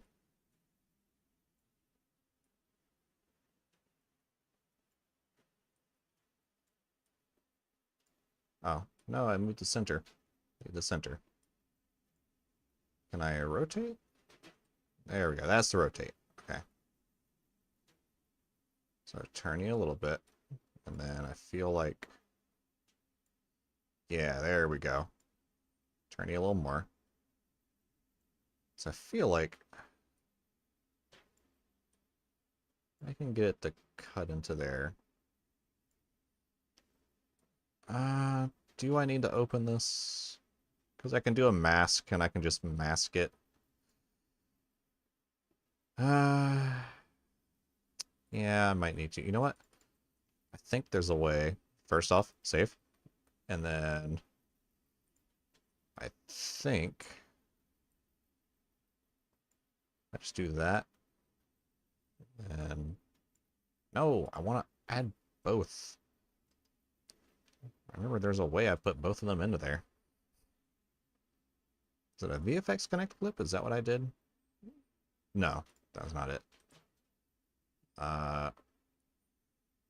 Reset Fusion. Nope.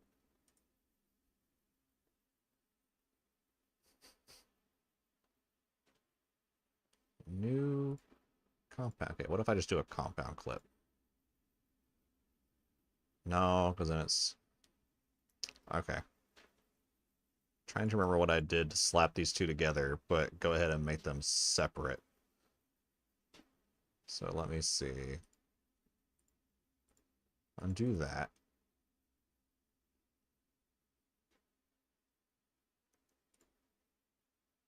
Okay, you know what? I will open this. I'll just open this in the Fusion page.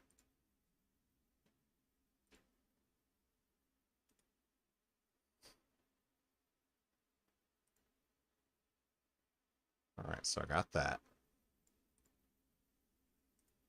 And then we're going to add...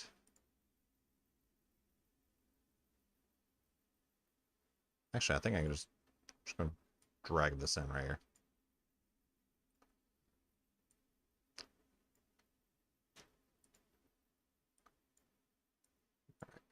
Merge this into there.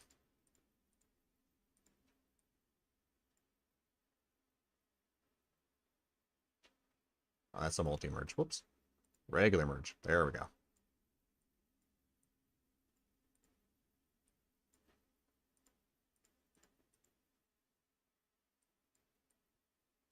Come on.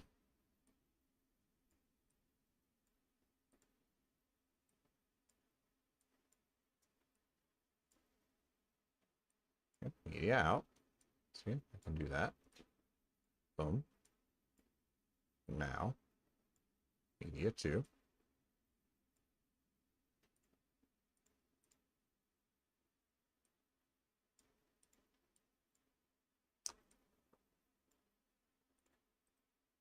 Okay, I'm thinking way too hard on this.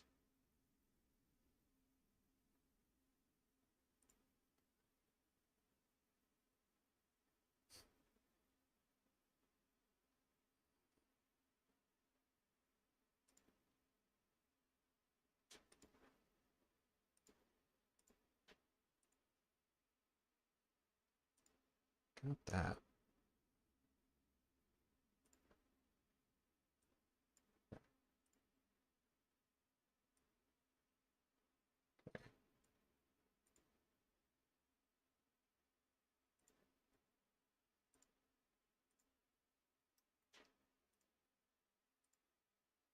If I drag it a little bit more like that.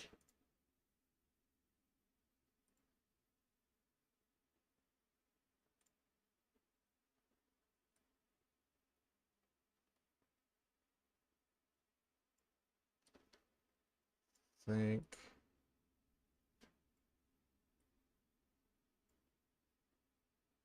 Okay, how does that look on regular view?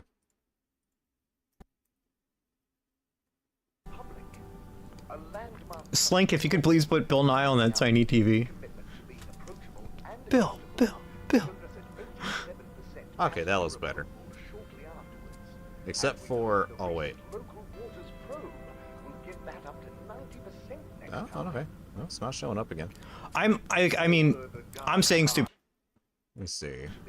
Will it do it again? Bill. Ah! I see you. Alright. Another lesson of things that sometimes get fubber nuts. There's something to do with the base frames of different files that sometimes they will fight with the encoder. And you'll see this, well, it's hard to see it because it's a bit crushed to death here, but there's a moment where it says media not found. And even though it's there, and clearly, like, it's showing, it is something to do with the original rate of that other file not matching everything else. Even though DaVinci will try its best to take what was essentially like a 24 frame video and convert it to 60, sometimes this happens. But there is actually a handbrake that we can use to fix that. And Handbrake will essentially take that file and it will recode it to where it will line up where it line things up more evenly, so to speak. So it'll line your AV start, and this will usually resolve that issue, so it's not that big of a deal. So for instance, this will just go to videos, but let's go to assets and video resource. And I'm not going to change the file name, but what I want to do is I'm going to, instead of putting it in miscellaneous clips, because you can't overwrite the file you're trying to edit, so I'll just put it into the video resources and I can move it later.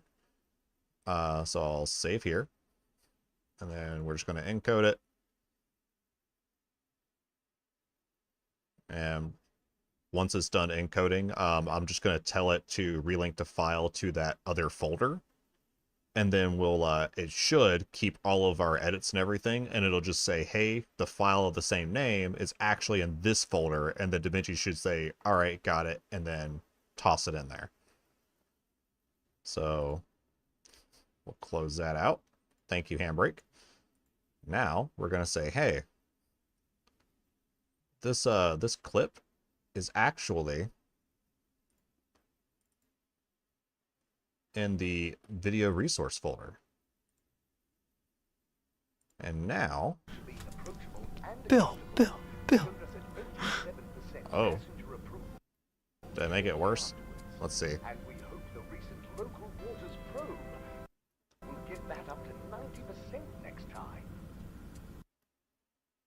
Oh wait, did I leave it on 30 frames instead of 60? Bill. Is that what I did? No, that's not. Well, okay. Maybe, well, no. It's still got tiny stutters. Bill. I think I left it on 30 instead of... Yeah, I think I left it on 30 instead of 60. Because this one... We're looking at details. Yeah, frame rate 30. Alright, once more with feeling. Except this time, let's do it right.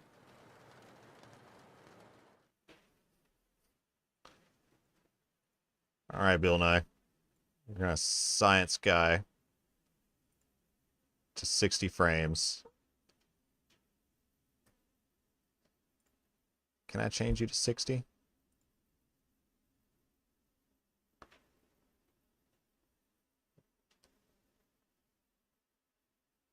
Oh no, actually, it's only... Wait, hold on, let's see.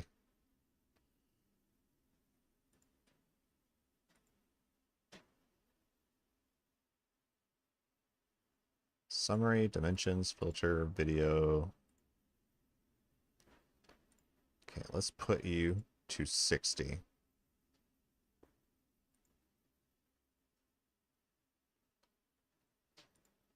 So now, save as, let's change that back to assets, video resources.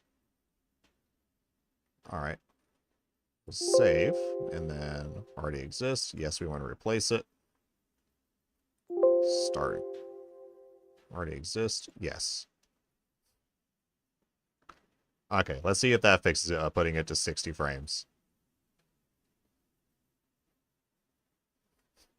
Yeah, because I had to do this to some other small clips that I've used, which even just like, I think some of these are just green screen effects, but I had to adjust frame rates just to make sure they were running through properly.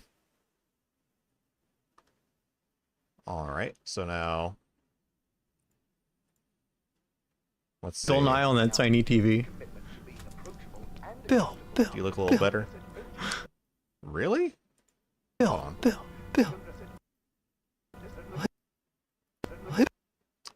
Okay. Bill. What am I doing wrong here?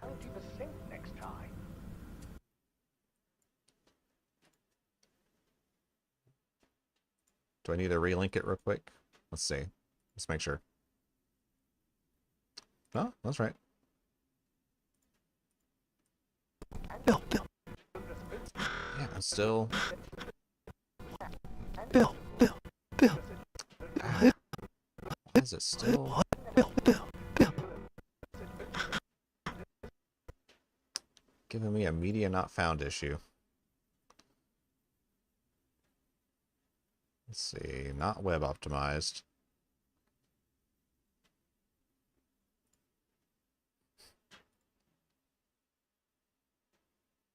Constant frame rate, how about that?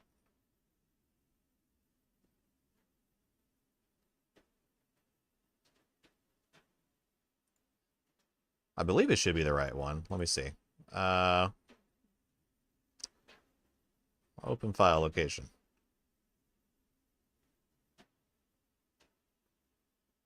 Oh, wait, that one's going to miscellaneous clips. Maybe I didn't have it relinked. Okay. What? Let me... What if I do that? And then I'll just go into here and just drop that there. There. Okay, let's see if that was the issue. Bill. Yeah, okay, I did have it. I didn't have it relinked properly. Handbrake, you beautiful program, you saved the day. Again. And save.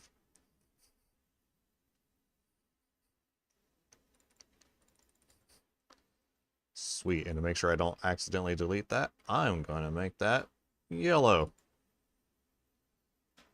So now... 24's like, Harold, you, don't ever, all right over there? You okay? Let's see.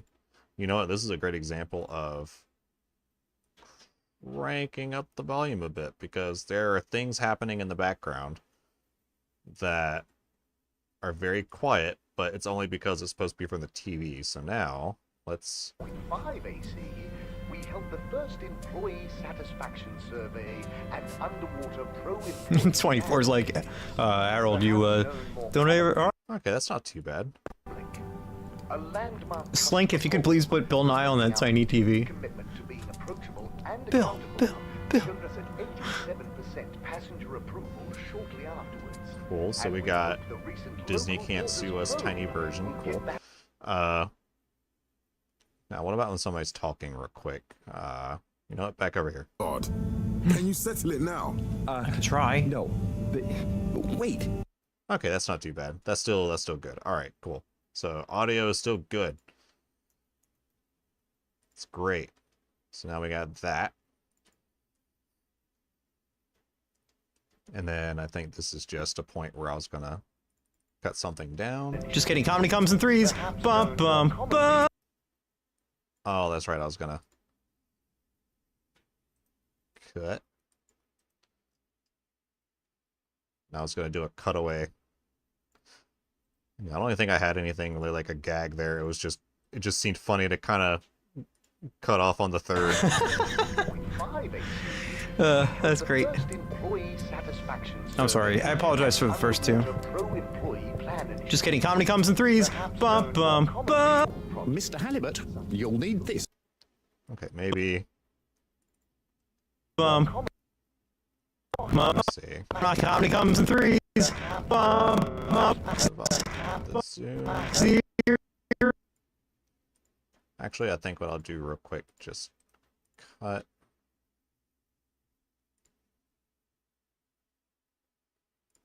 Then we'll do. Bum.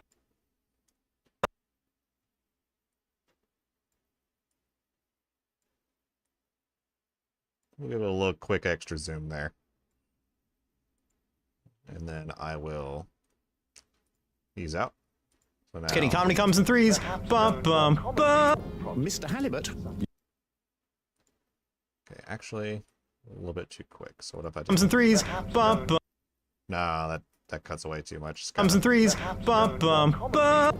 It's actually kind of a nice... like- Comes in threes. Bum.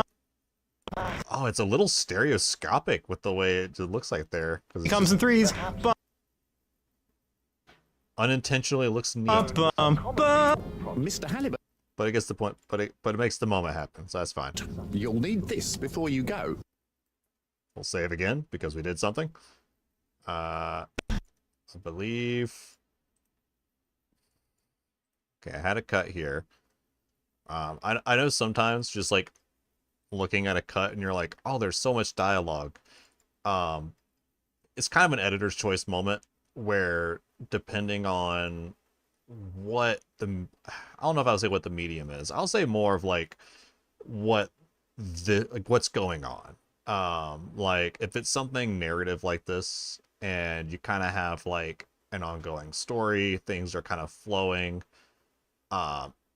depending on what's happening as far as like, not just for Coda videos, but like just in general, just depending on like what your host or personality is talking about or doing. If it's not something that feels pertinent or kind of goes with it, or if it's like a commentary moment and it's just kind of, I don't want to say rambly, but very, like, I'll say excited Coda. Excited Coda is great, but when it comes to like outside of streams, I kind of streamline a little bit sometimes to where I'm like, there's a lot of excitement as you can see around here. So we're okay if we just trim that up a little bit. Just keep that Coda flowing, you know what I mean? Like just get them right on. Like, but it's got to be like a good moment too. Because you can't just like cut them off in the middle of a word and then just be like, yeah, whatever. I mean, like, it's not, if it's comedic timing maybe for like stuff, but yeah, you get, there are some things that you get very excited on, which I will say, to this day, I still think Cursed Halo was the most full of beans Coda that I've ever edited. It was, oh my goodness. I still look back on some of the shorts that were cut and I'm like, man, I forget just how much was happening all the time. Just like there was never a moment where the game was just calm. Like it was just 100%. I think the most calm moment was probably I think was it a Snow Mountain area where you're on one of the Banshees.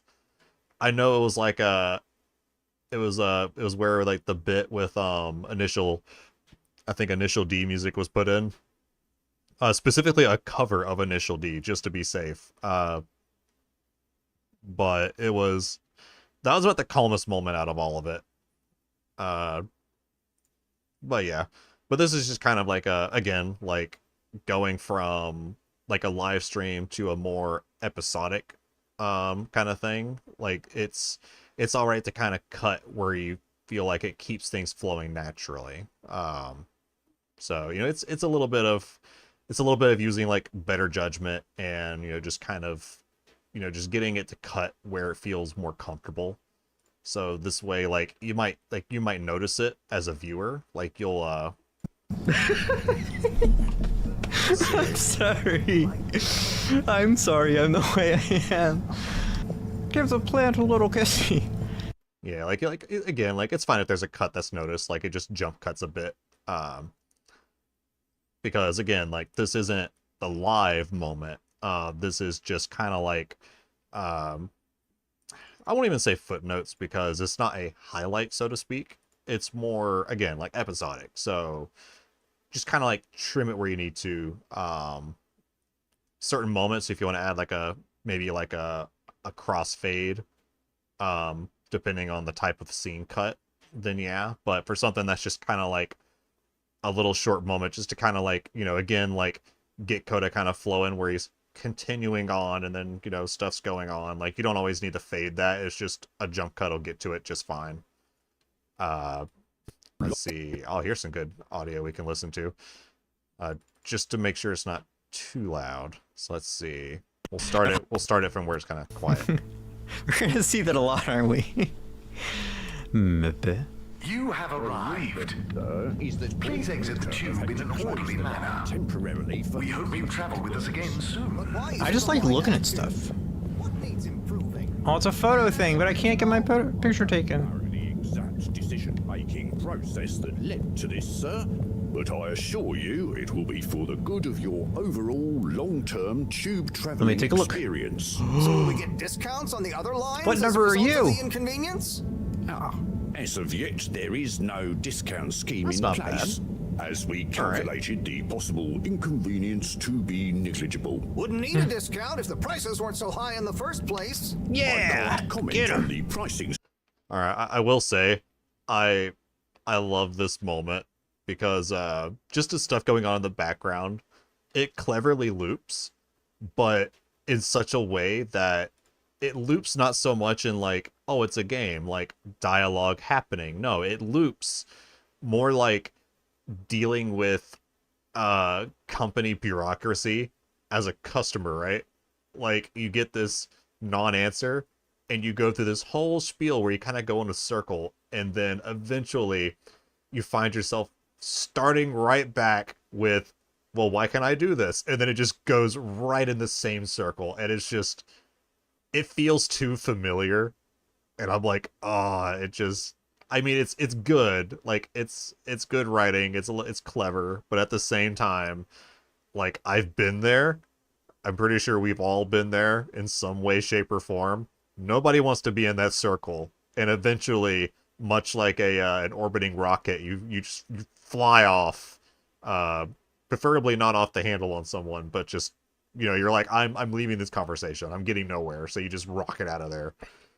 But yeah, I love it. Like again, this game feels like you're watching a kind of surreal movie, and it's just got such a it's almost kind of like I probably used this reference before, but like The Lighthouse, where things kind of feel like people are talking in a way where it's like, you shouldn't be talking like this. It's kind of unnatural, but in a way, it's not like creepy per se. It's just odd, but it's that kind of surreal feel where you're like, something isn't right, but you just got to find out what it is. And it's so neat. Stop beep. But let's see. Harold, I had I'm something tired else highlighted here. chasing after you like you're a stupid butterfly.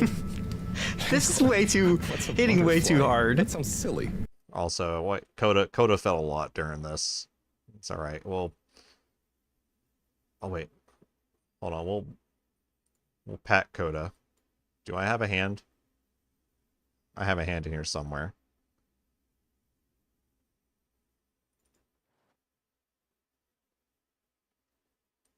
We can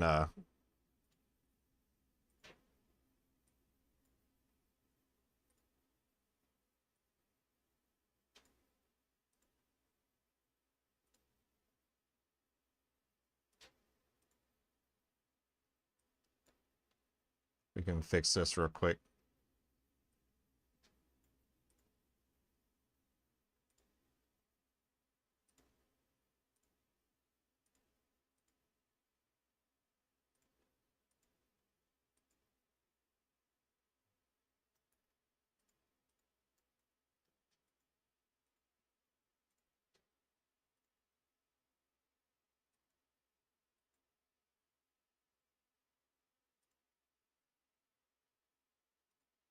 Come on.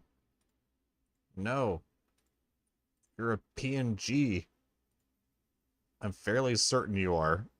Don't. There we go.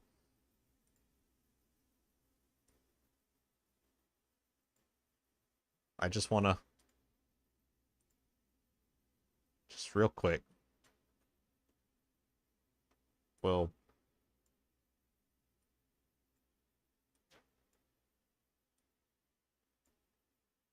pat Coda right on the head.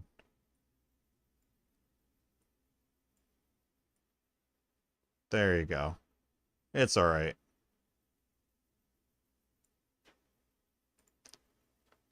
Now to pretend that gag never happened. Alright. Where were we? Oh yeah. Finding out what this was.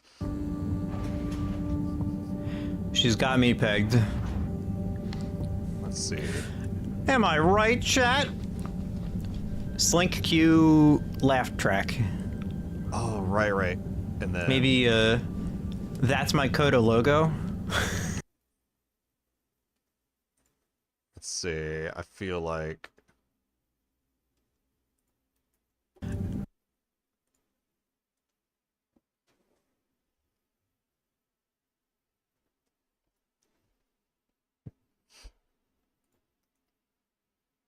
See, I know I have sounds in here.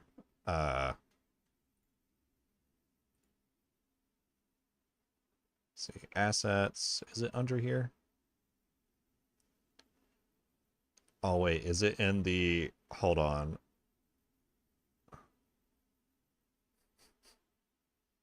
Like, I know there's clapping there. But there's also clapping here.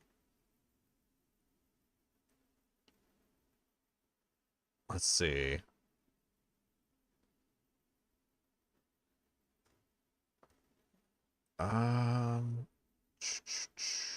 What was the file that had all the random stuff? Oh, did I move it? Oh, I had a thing that was like a collection of sounds, and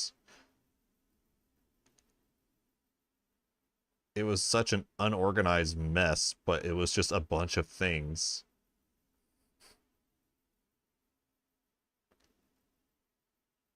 Oh, wait, maybe I had it under...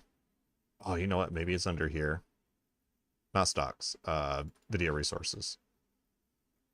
Oh, that's right. I have a... Why do I have two sound things? Also, I have a crowd applause?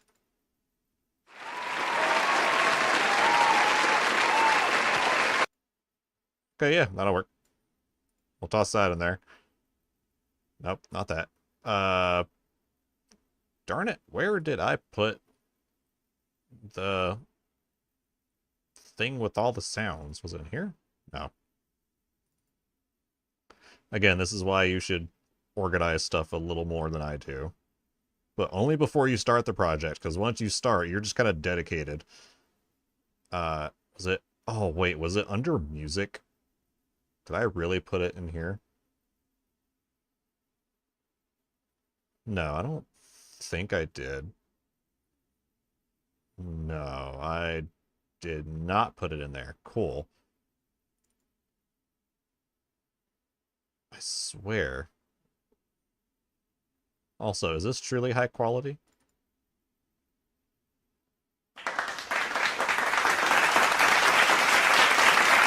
Actually, I kind of like the slow clap start. Let's do that. Oh my goodness. I've lost where I put this thing. All right. No, that's SimCity sound effects. Was it under?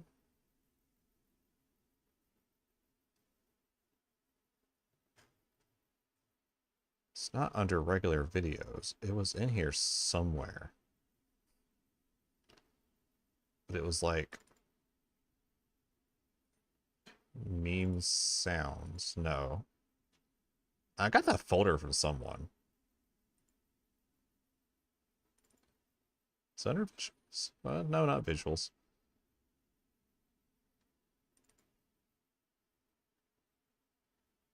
I swear. Okay, you know what? I can just find one to use. Let's see. What would be a good kind of like game show sound? Actually, oh wait. Hold on.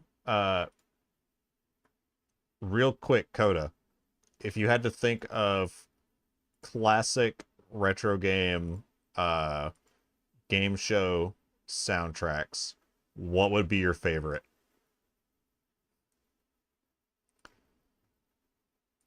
You left track.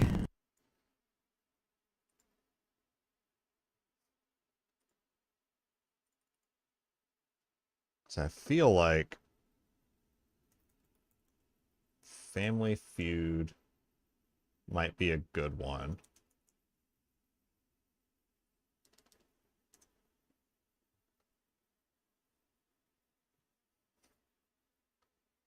You know, how does Family Feud sound?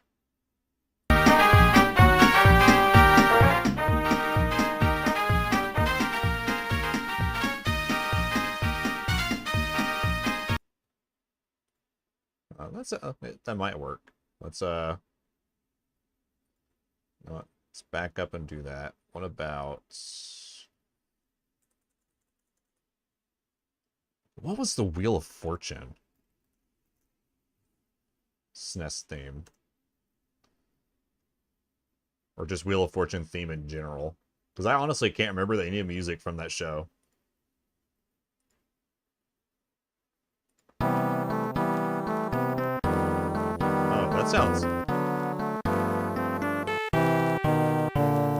That sounds depressing. Is that really what it sounds like?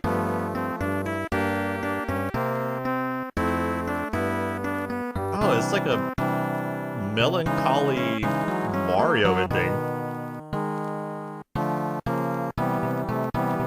Like Super Mario World, but instead of getting to save all the Yoshis, Mario just cuts off into like real estate or something. No, I don't like that one. Okay, Wheel of Fortune, your theme was boring. What other I'm trying to think what I know there had to be like there's so many. No. Supermarket Sweep? No, there wasn't a Super Nintendo Supermarket Sweep. What about game show SNES themes just in general? Whoa, there are 144. There's a playlist that's just nothing but intros to game shows, and it's all Wheel of Fortune. Oh wait, no, we got a Jeopardy there. Sports Jeopardy. Oh no, that's going into actual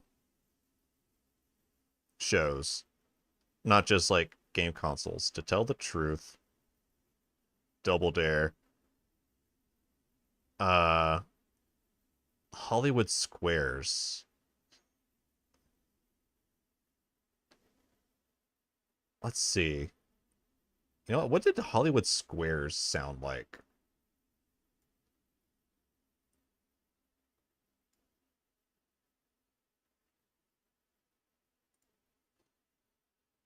What if I search Hollywood Squares theme song?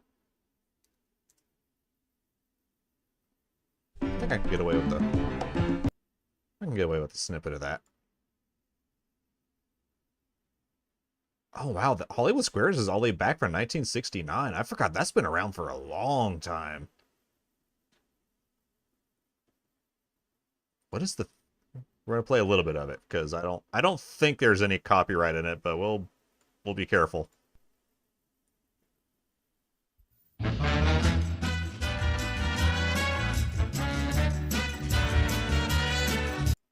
Okay, you know what?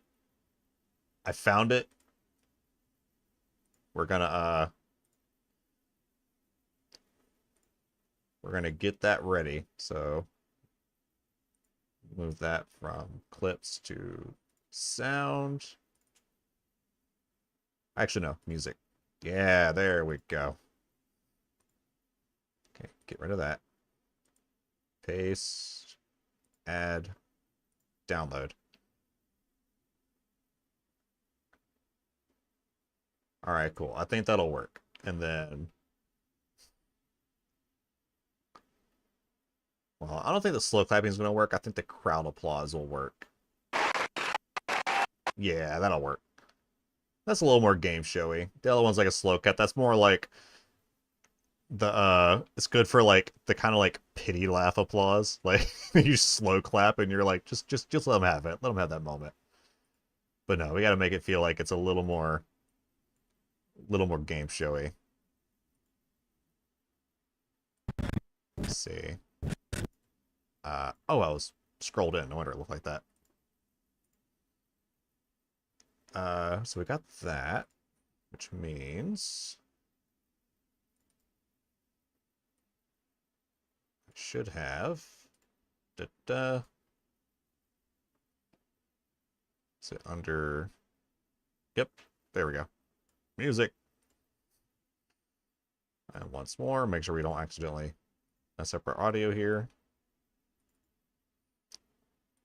We'll drop this in because I only need like a few seconds for the gag.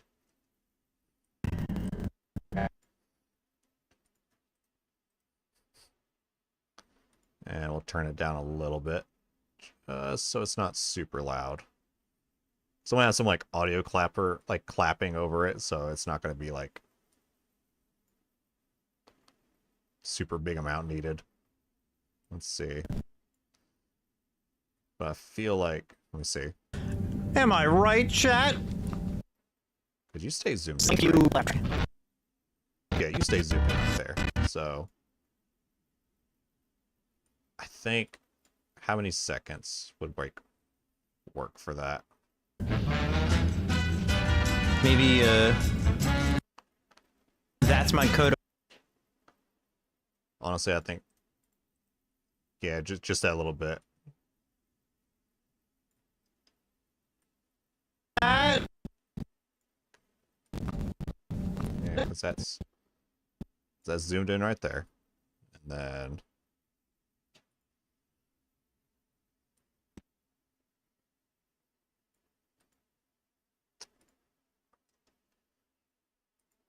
all right, so we're not hearing that repeatedly. We will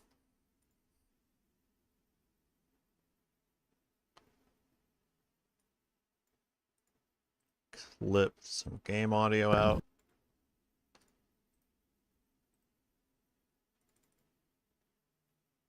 So we got a nice little hole there for our clapping sounds.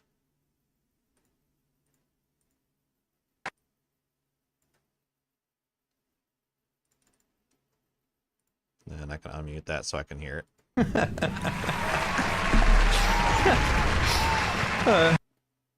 There we go. Okay. So got that. Cut it just before. How loud is that? It's getting a little up there. Let's turn it down a bit. You don't always have to put limiters on stuff, depending on just like how long it is, what you're cutting, you know, so on and so forth. Sometimes just turning it down a bit. There we go. That works. And then let's say I go down, over, and then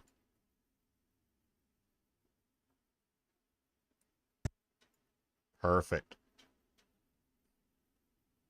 So then unlock, and I will drop that in there, recolor that to yellow so I know it's a thing. Put you right there, put you to yellow.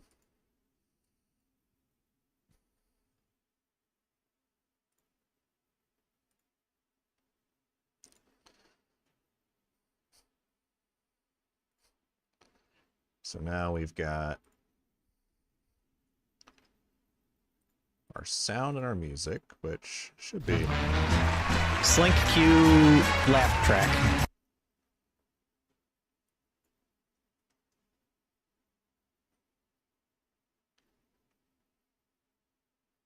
let's see, I feel like, yeah. I think I'll actually do like,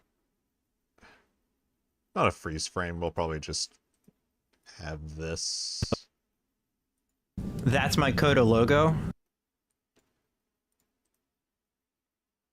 Yeah, so what we'll do is we'll just have that out. As we'll do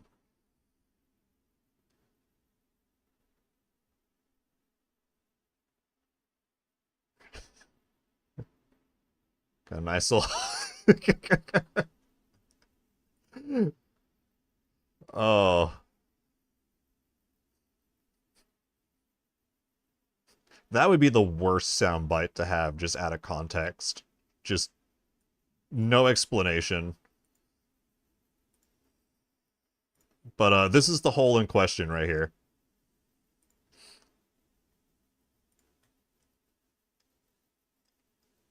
Got a nice little. Oh, now like I can't. No, that goes too many places. We have a nice space. There we go. Real estate. That's the good term. Yeah, free real estate. My right, chat.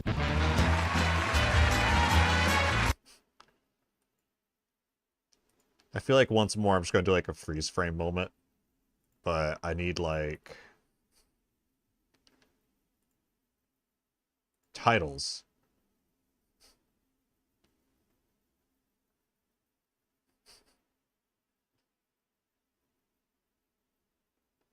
Kind of wonder. That's a little too. Like some of the effects, like some of like the base like text effects and stuff, like they're not bad at all. Like they feel professional and clean for a lot of them, but I feel like if I really wanted to go out, I would just need to like do some 3D text and just really craft it. But if I'm like, I want to do something quick that's kind of fun, but you know, very much to the point, I feel like I'm just gonna look at like, oh, that kind of feels like it might be a coda phrase or a coda. No, that's a little too jittery, a little too much. How about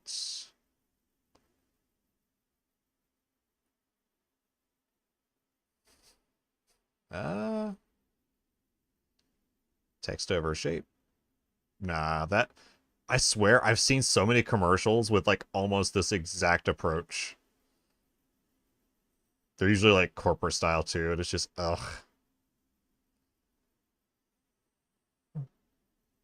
Text ripple. Nah, that's too spooky.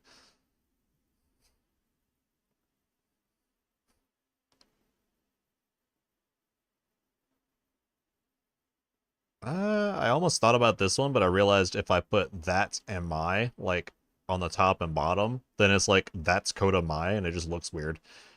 But I could do that's my on the top, and then no. Well, actually, you know what? When in doubt, just go ahead and test it. Because when you start, okay, so we'll say first off, we want it to be a little bigger, right? And then let's say header, bottom. We're just gonna not worry about that. We just need the top and the middle. So that's my, and then just real quick. Whoops, that say head lip dimple. Nope. Here's where we need that. All right. Let's see. So that, I don't know if I like the,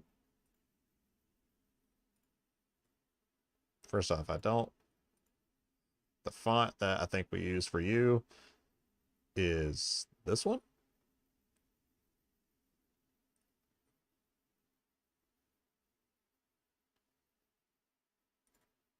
Yeah, let's see. Now, do you let me... I'm gonna have to open you in... I'll open you in Fusion in a second. But for now... I can change the size of you to be a little bigger. Papyrus! Oh, let's see. Oh, that feels like... I don't know, it feels a little bit like Avatar Last Airbender. It's got that, like, thin kind of lettering, but also looks very... worn. Which I guess is papyrus, but... That, or it could be spaghetti. That would fit, too.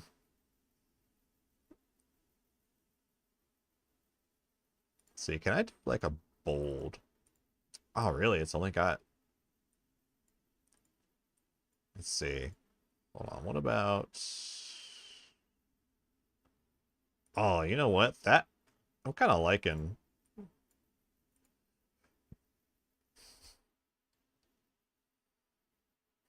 Okay, that... The sizing thing here has got to be fixed a bit, though. Which I believe... I can make it a little... Wow. Need to move you, but I feel like I'm going to have to first save, because you never save too many times. Let's open you in this. Alright. So now, top text, which is... That's fine. Alright. So now offset. Let's see. What's that offset? Oh, not that. What I want is... Yeah, there you go. I just need to lift up a bit. That should be... That.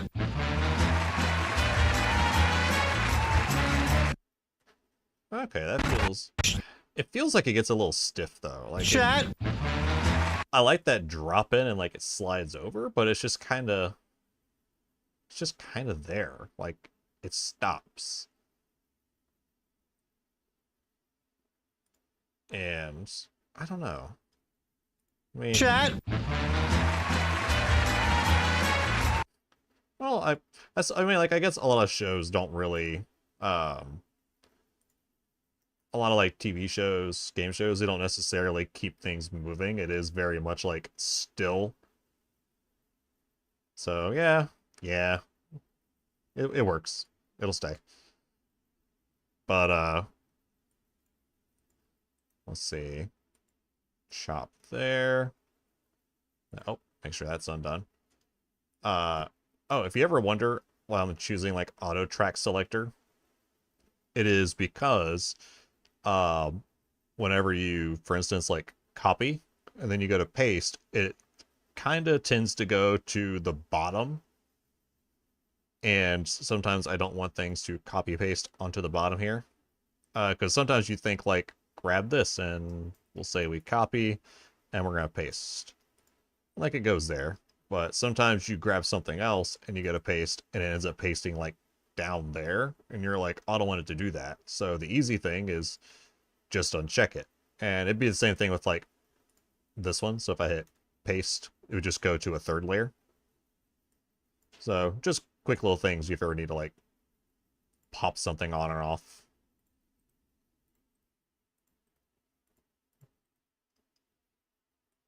But oh yeah, I think. Oh, you know what? I know what I need. I need first we will once again retime controls. Save. Freeze frame. And we're going to stretch.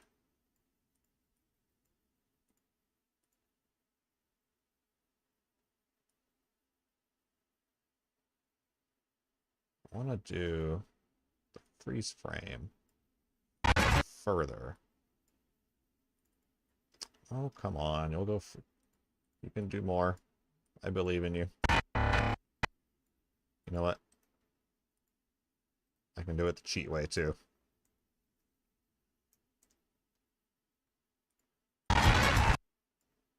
There we go. Then we'll cut that. And then I'll cut back a little bit. Paste. Because I can take all three of those. Compound. And we'll just name this add effect. Because I can do it's a filter. Let's see, not a blur. I want to add like a bit of like a sepia look or something. Just like make the colors kind of not necessarily degrade, but just kind of like offset a bit. So let's see.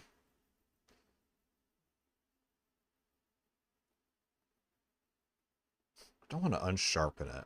Embose maybe? Oh, that's way too much. No. That's not what I'm thinking of. Oh, wait. No, there's a, is it stylize? Oh, do I need to give it a... Whoa! That's way too much. That's not what I'm thinking. How about watercolor? That, man, kind of works for Coda. But, like, ooh. it kind of melts the background. Oh, man. Let's see. I wonder... Well, you know what? There is one thing I can do. And I can do that. I will copy. And I will actually paste this up on the top.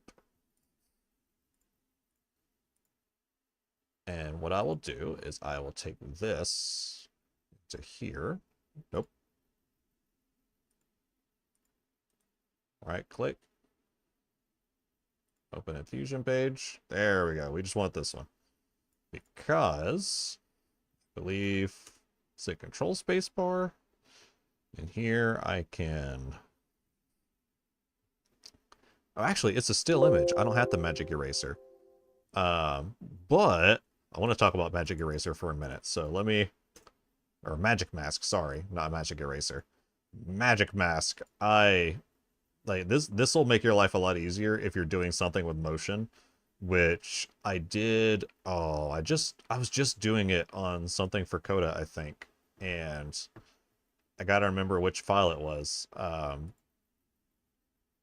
But essentially, oh wait, that's right. It was for a short that has not been released yet, or not a short, but like a super tight highlight. But essentially, Magic Mask is an easy way for me to say, hey, I want this program to do me a favor and just recognize this object here and keep this object in existence like that. And I would essentially hit this right here to go to track forward and reverse from the beginning to the end of the clip. And if he was moving, the program would essentially understand that this is the general, not so much object, but it's kind of understanding this as an object. So it'll do its best to go ahead and, you know, try to keep everything else out except for what I selected here, which in this case would be Coda. And it's great if you're looking to essentially rotoscope out like somebody walking by, or maybe you got like a tracking shot and you want to have like just a specific thing cut out. And instead of going frame by frame and saying, let me draw the mask and then next frame and then move it over a little bit, Magic Mask will just do a lot of that for you. And you can adjust like essentially the intensity and such of it to where you can kind of keep it a little more tight, or, you know, give it a little bit of a blur around the edges to kind of remove a little bit of a bleed through and such. It is a wonderful tool, and a neat thing you can do is essentially if you have something layered, like you have two of the same video clip, and you take the upper layer and you Magic Mask whatever's moving by. So this way the top has just that person or object moving, and then when you have your two videos, it looks like one video, but you could put something between those layers, and then it kind of looks like whatever you added, like text or, you know, whatever effect, it's kind of going behind the person, so to speak. So it's a very clever way to kind of make something feel like it's three-dimensional, like you're kind of tossing something in like behind the person, even though technically like you're actually just putting it over, but it's over the base one, which is untouched, and your rotoscope person on the top is over the effect. So it's a nice little sandwich there. But yeah, this Magic Mask was technically not really needed because I could have just rotoscoped him, but it's fine. It still works. It's great. And when I do this, and let's say I have just Coda visible there, boom, look at that. He is there. So now let's say I want to take this and add an effect over him. So now let's watercolor this Coda up here. And boom, we have a nice watercolor there. And then if I wanted the background to be not a tilt shift blur, actually, oh well, could I invert that? No, I think just a regular Gaussian blur. Yeah, let's do Gaussian blur down here. Okay, maybe I don't like the watercolor effect, but I do have him still cut out, so I can add other stuff to try. But, oh, let's soften it a bit. Oh.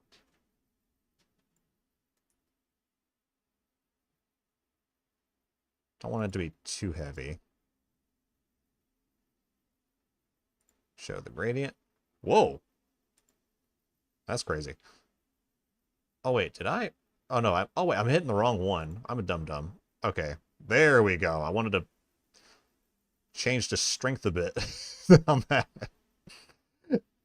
Oh, I was about to ask, like, this Gaussian blur got weird for a moment. All right, save like always. So, all right, that's not too bad. Let's see. Okay, the watercolor, I'm not digging it after all. But I feel like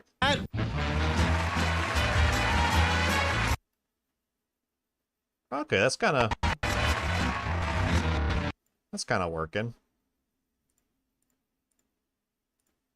The background kind of blurs out, and then it's just Coda up there in focus, along with the "That's my Coda."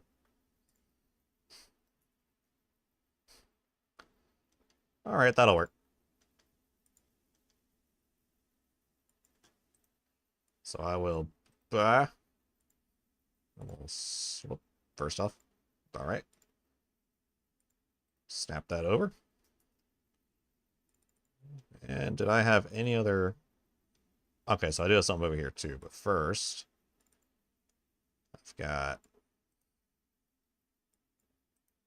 that just to kind of, again, just to kind of keep that flow going. But what was this? Wait a minute. I had this highlighted for something.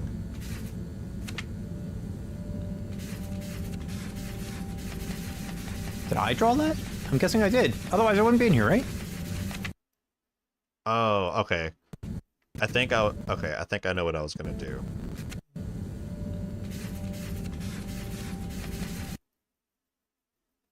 Let's see. Wait a minute. So you start flipping around here, I think. Let's see.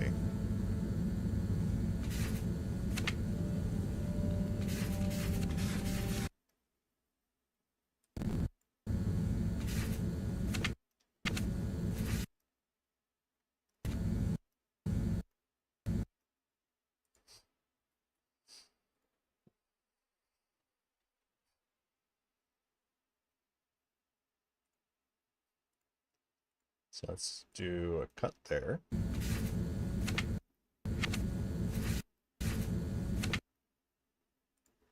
Let's do that. And then I will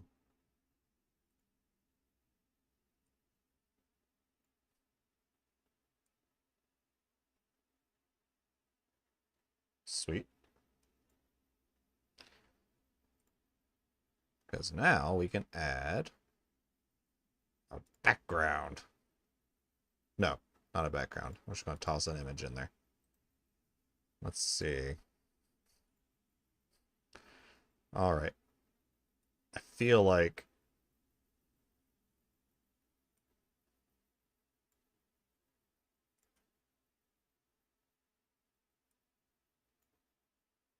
this with a merge.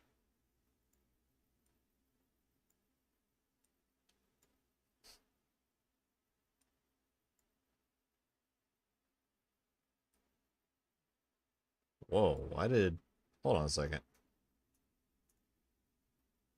Why did the aspect ratio change when I, oh, because I put that in first. Okay, so now, okay, so now I merge you in. There we go. Okay, I just realized because I had that going into the merge first, it just changed it to the aspect ratio of Bobby Hill. Not what I expected. Yeah, so now the fun of working with nodes is that you got to think of it in terms of it's sort of like a flow of going left to right, essentially, or at least kind of like flowing into the eventual output here. So everything you think of like on the regular page where you have all your little, you know, like, oh, like transform and, you know, crop and stuff, like all of that you have to apply. So we will go to, I think we have a transform here. Is that a transform? Yeah, okay. So now we can adjust our Bobby. We want to adjust his size. Let's see. So now we'll put a little smaller. There we go. All right, so now I got this. So now what I want to do is essentially, I think, can I redraw points on this? No, I can't do it on that one. Okay, what if I use... No, okay, so it's just a polygon. So I just have to essentially 1, 2, 3, 4. Bop. All right, because what I want to do, let's see.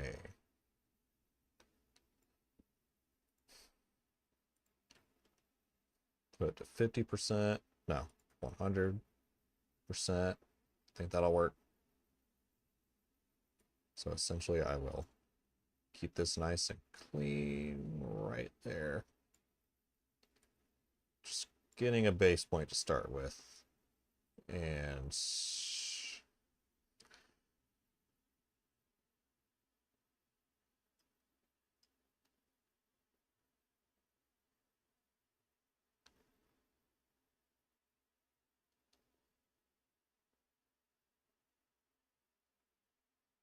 here for shape animation. Boom.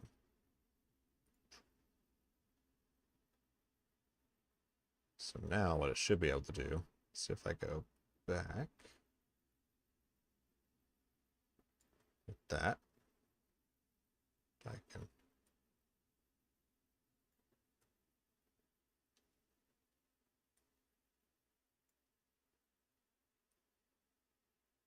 Yep, perfect.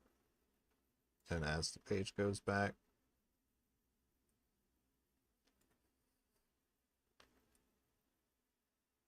I feel like this is the second time, at least, I've hidden a Bobby Hill somewhere in a Coda video.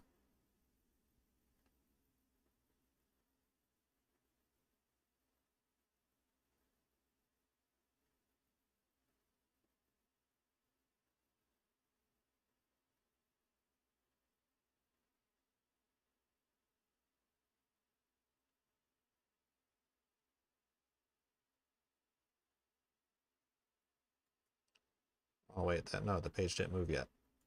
Gotta. Okay, can I?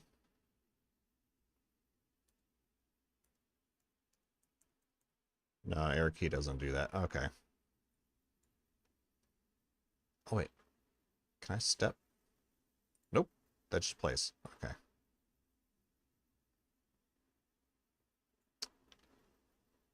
Can't remember the shortcut key to step a frame around.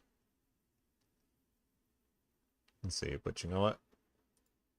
While we're in a silent moment, can I go back to my history and find some not Disney music?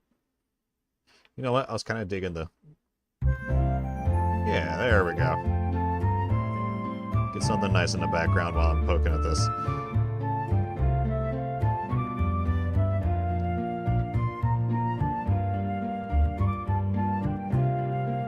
Okay, so right there. Yeah.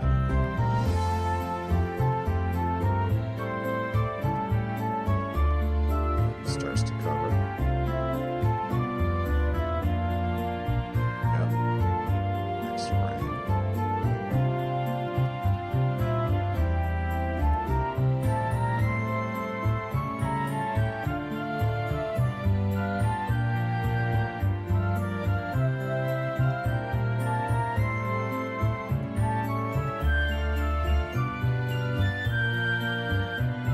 go. Put that there. That there. I would say usually you can add a bunch of extra little points here, mostly because adding them like after you start making keyframe spots, they kind of have to figure out where they were before, so it makes it a little jank. But this is gonna go by so quickly, it shouldn't really matter too much.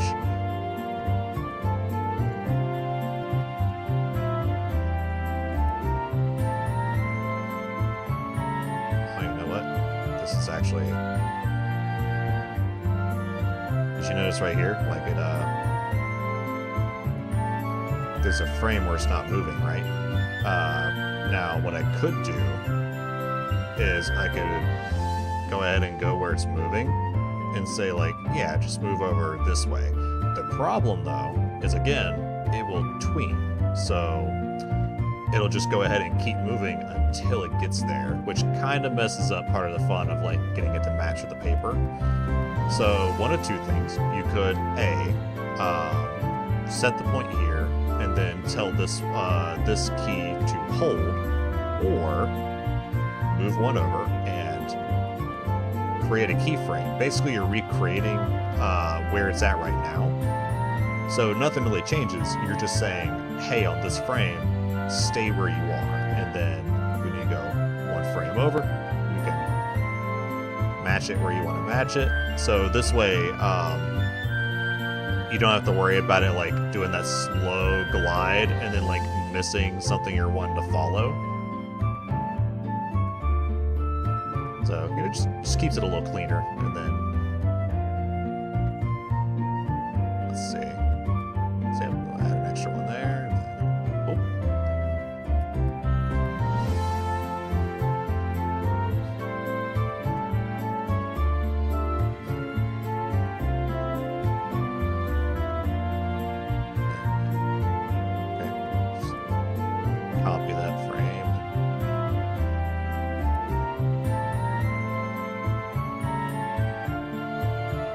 I feel like this little point goes by so quickly that I probably don't have to worry about doing it so perfectly, but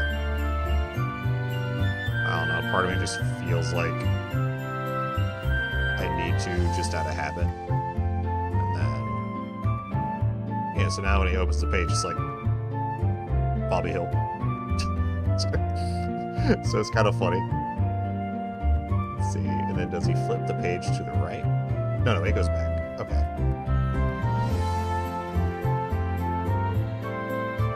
So like I could just grab that, and then once again, just as it closes.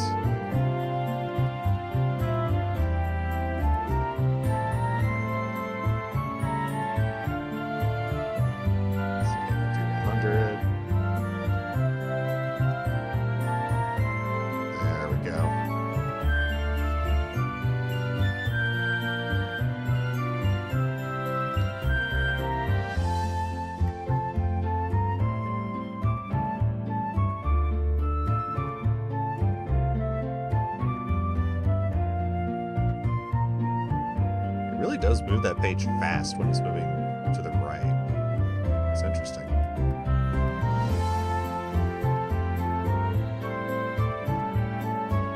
Okay, and then Control S, because saving is always good. Alright. So now... Wait a minute.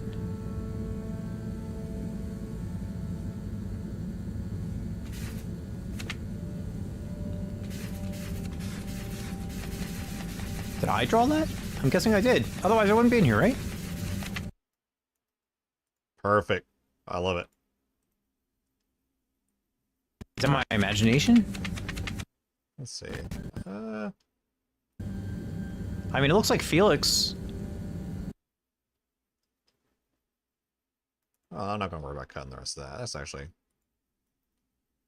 That's good where it's at. Alright, cool. Oh. See a gap here. Why do I have a gap? Yum. Oh, that's why. Okay. I forgot. Okay, sometimes, and this is just a consequence again, from, actually, from, like, myself, from, well, not like myself because that was just user error, but depending on what you have for your sounds, for, whatever you're live streaming through, so... We'll say, for instance, again, like when you have the different tracks and all, sometimes depending on what you're looping in for your streams and stuff, or just recordings, you might have to run it through the actual baseline of something. Like, for instance, a microphone effect will have to run through the microphone, and sometimes it'll have to run through like Desktop Strictly or something else. So sometimes whenever like Coda has these sounds happen, certain things will instead happen through like a desktop audio instead of like through the game or through like some other audio channel. But again, that's kind of the upside of everything being sandwiched, because you can slip in little moments like these sound effects to kind of catch something that's happening instead of missing it entirely. And you can balance it out, and usually once I have it like already in the line and it gets put into the compound and then it's limited out, you don't really notice a volume difference or anything. Yum. So, Yum. like it's Yum. yeah, that like it's barely any different than what it was on like the desktop area on its own.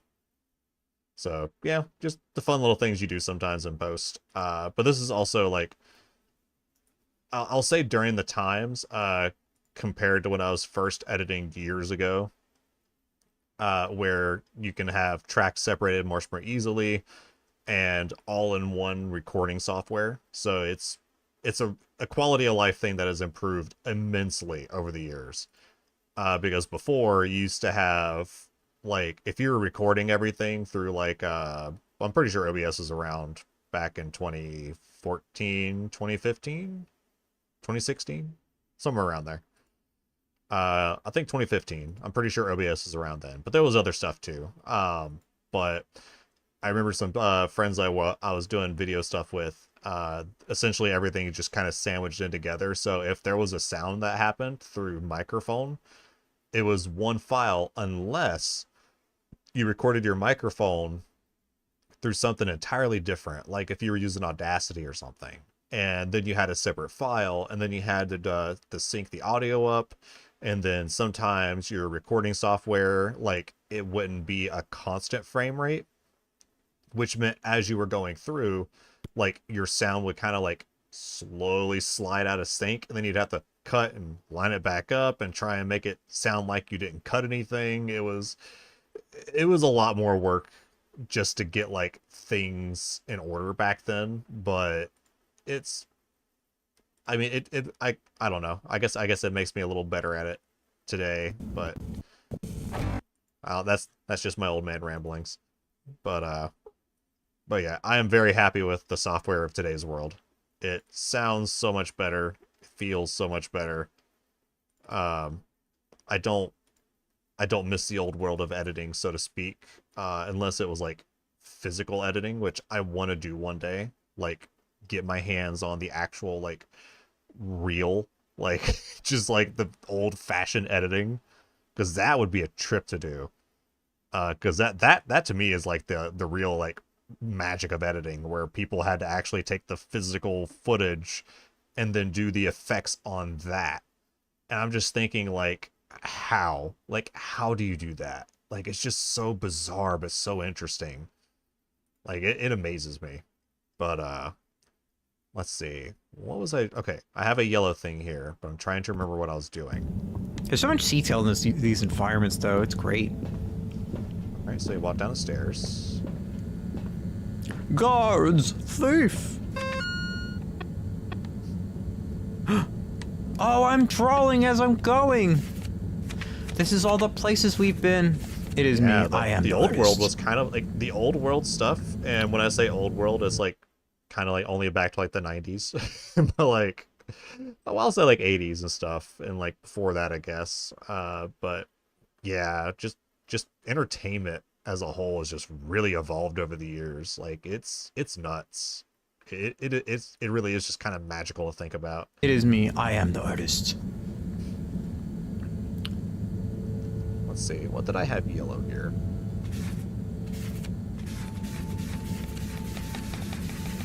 Oh, I think I had a... This is... I think it was just something that I was cutting through. You know what? We'll see. You'll see how fast this goes.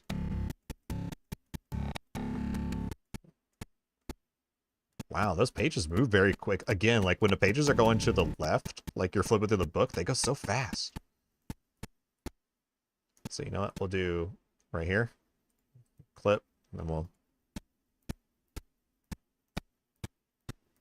Alright, so that page flips. And then...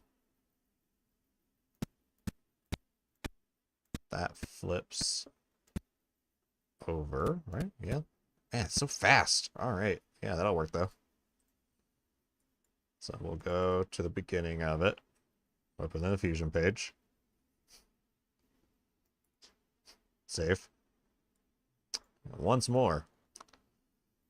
We'll just add something else in there.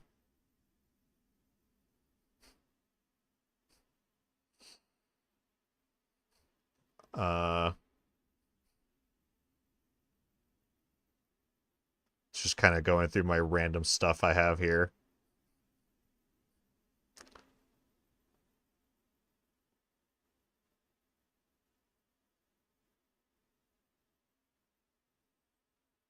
You know what? No. Let's do that. Alright, so now we want the regular merge. Not to you. First to there, because I want the projector output or projector input to be the same as the first media. And boom. Very upset Luffy. Now, add a transform so we can change the size. And then actually, we can I crop with this? Nah, I don't think I can. But I can cut off. Actually, I'm kind of surprised. Is there no crop option? Aspect, angel, flip, edges. Interesting. Okay. Well, I guess because, well, no, that's just size. So I'll put it back. Yeah, I'll just.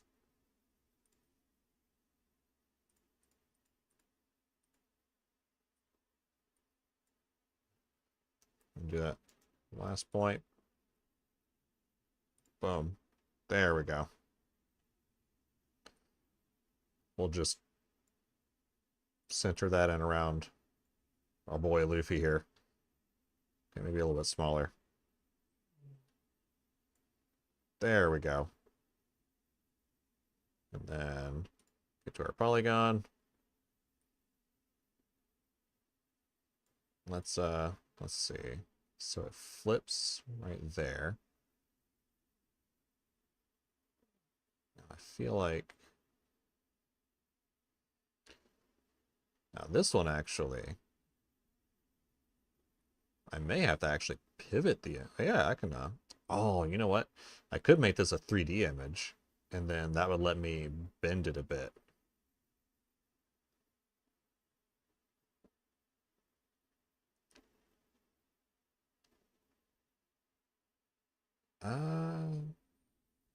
Yeah, I think that'll make it a little easier. So first, before we do the polygon thing, we're going to make this, I believe 3D is here. Image plane, 3D, yes. So now if I do that,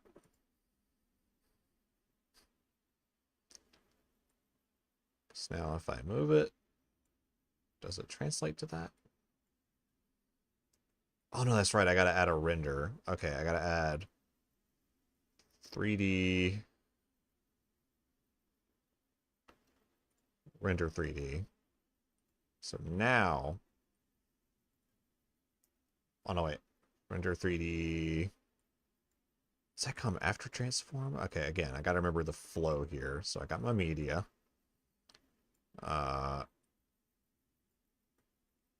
Image plane, can I go?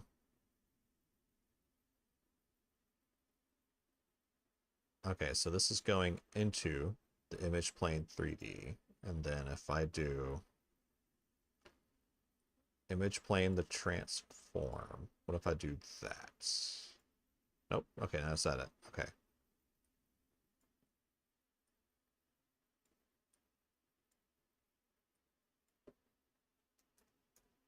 Okay.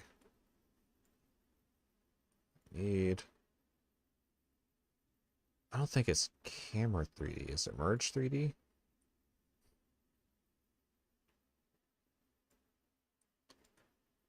Oh man, I've got it.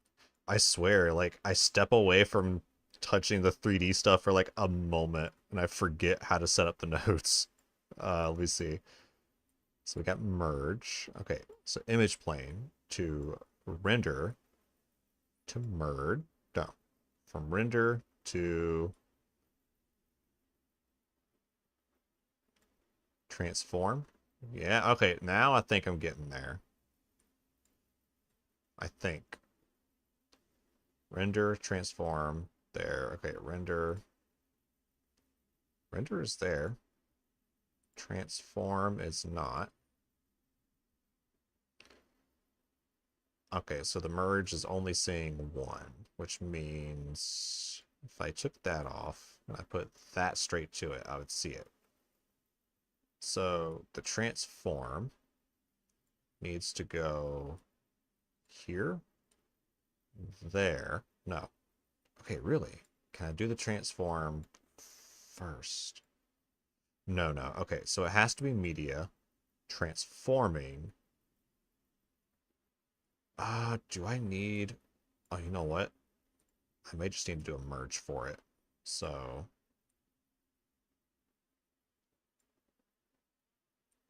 No, if I do that, that pops up. So now... What if I do this and transform? No, because then the transform's not connected to that. Okay, there's something... Oh, did I get it? Okay. So I don't... Okay, I don't think I made... I'll need that one, because now... Image plane 3D. So now... Yeah, there we go. Okay, cool. So if I do that, I can hold Shift? No. Hold Alt. There we go. Alt will do that. And then I can hold Alt... No, hold Control and zoom. Okay, now I'm starting to remember some of the shortcuts here. Alright, so... I should be able to...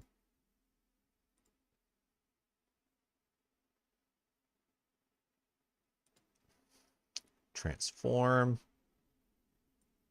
That's the X. That's the Y.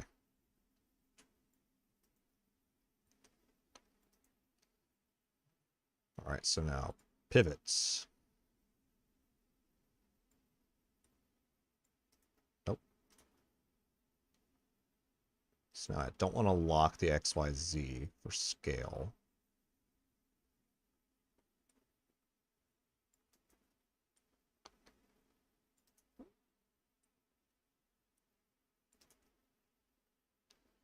Let's see, I'm trying to think of a good way to like peel it over. So you know what?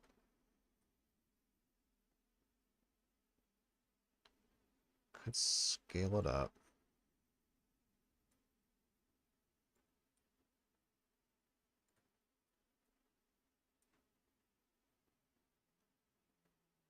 Feel like right there. Because that's when the page goes flat. And then I want it... So I want to cut this off of the mask so it's not seen. But there's like brief... You only see a little bit right there. Let's see.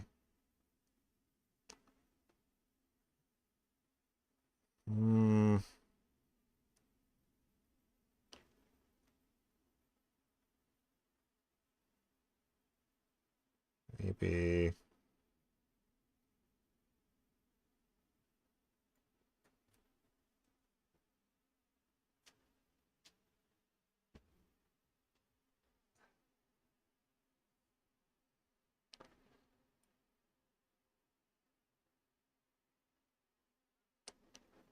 Let's see, was there a point where he...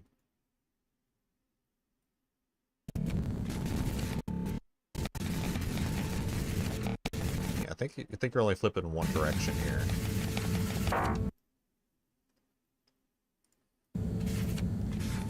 Then again, it is very fast, so maybe I'm just overthinking this, and I just need to...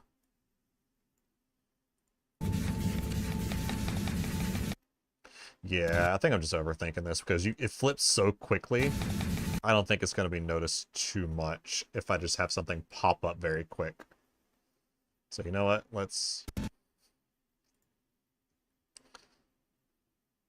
just have a JoJo pop in there instead. There we go. Oh, that's not what I wanted to pull down. There we go. Let's see.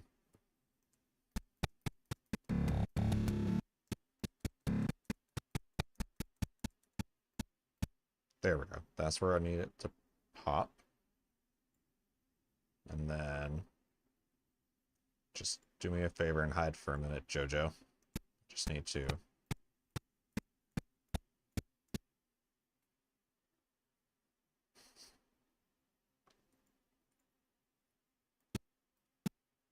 Yeah, that'll work.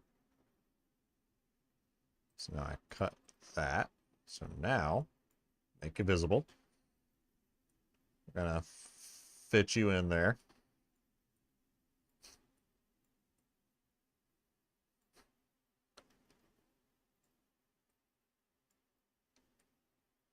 You know, every time I think JoJo's, like, not necessarily, like, it's kind of, like, done for a moment, somehow it just keeps coming back. And it's not like a complaint or anything, it's just, it's more like being impressed than anything.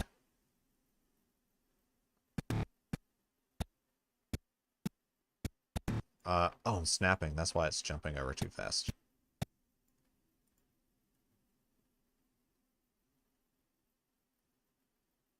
Yeah, honestly, Nezral, I feel the same way when I'm watching, is it, oh, I swear I'm gonna get the name wrong. Shark Ramen? Ramen Shark? You know what? I can open the name on the Twitter very quickly. Let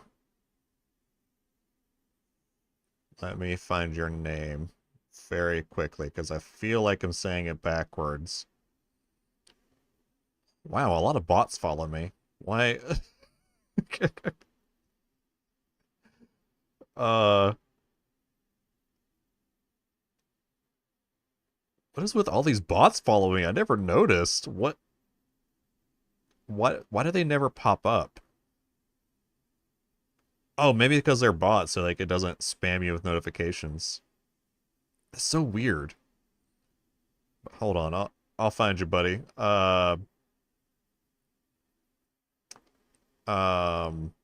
It's darn it. Let me just scroll down quickly.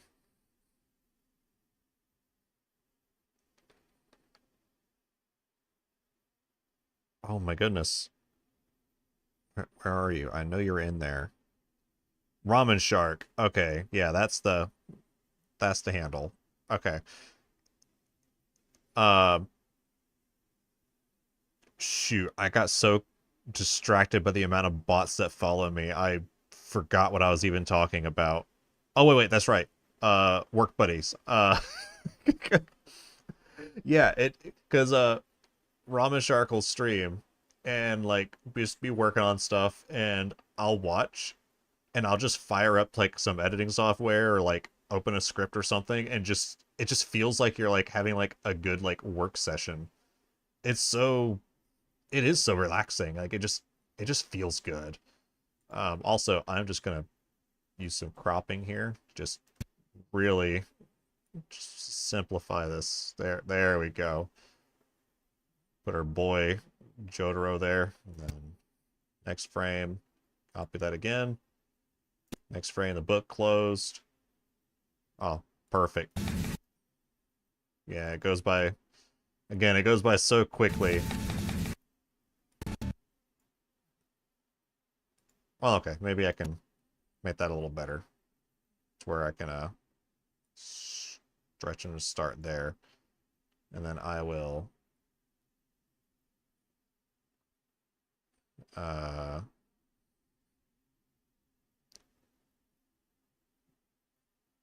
well, hold on. Okay, so I got them being closed on. But we gotta get them, like, opening. So I feel like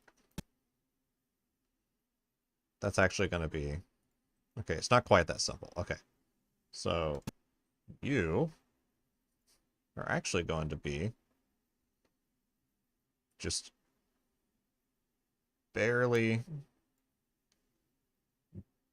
seen, because we're gonna not pitch.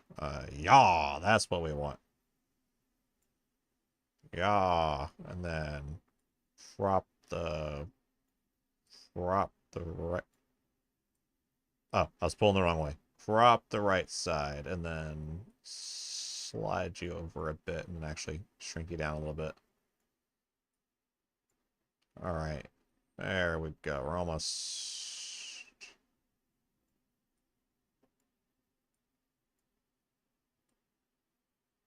We're almost there.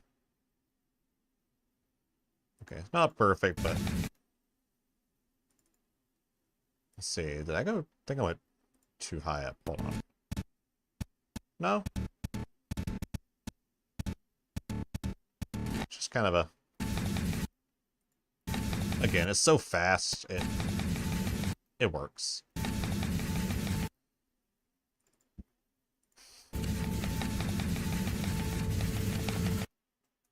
Yeah, that works. Okay. Sometimes I have to tell myself not to overthink stuff, because I end up doing way more than I need to just to get the same effect to happen, so it's just one of those moments.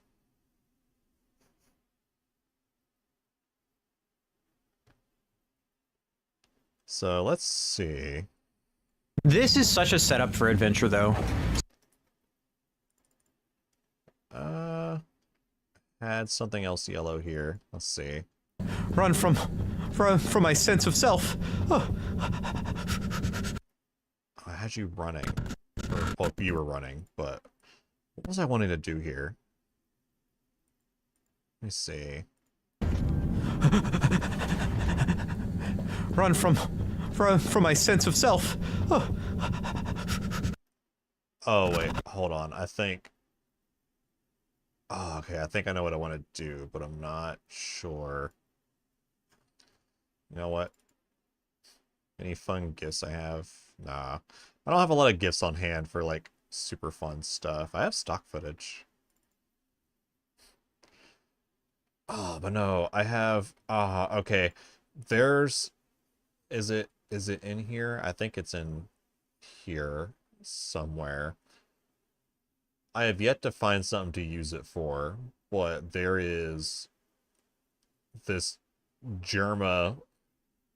Wait, is it under resources? Oh, I have it here somewhere. Oh, miscellaneous clips. Yeah, this one. It's... I swear, every time I really want to use it, it's never at the right angle. But I just... Okay, I really like the idea of just this man.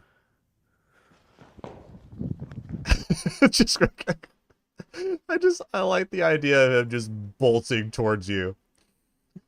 Just full speed. Like, actually, it's not even quite like a full sprint. It's like...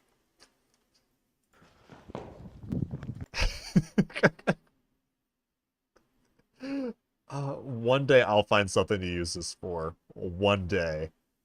But sadly today is not that day. I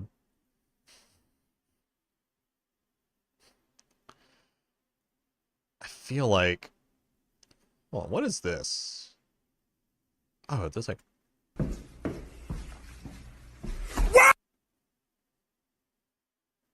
Wait, what was it? I know it's probably like a clip I saw on YouTube, but... Made. Okay. I wanted to look you up. I had this saved. And it was really funny.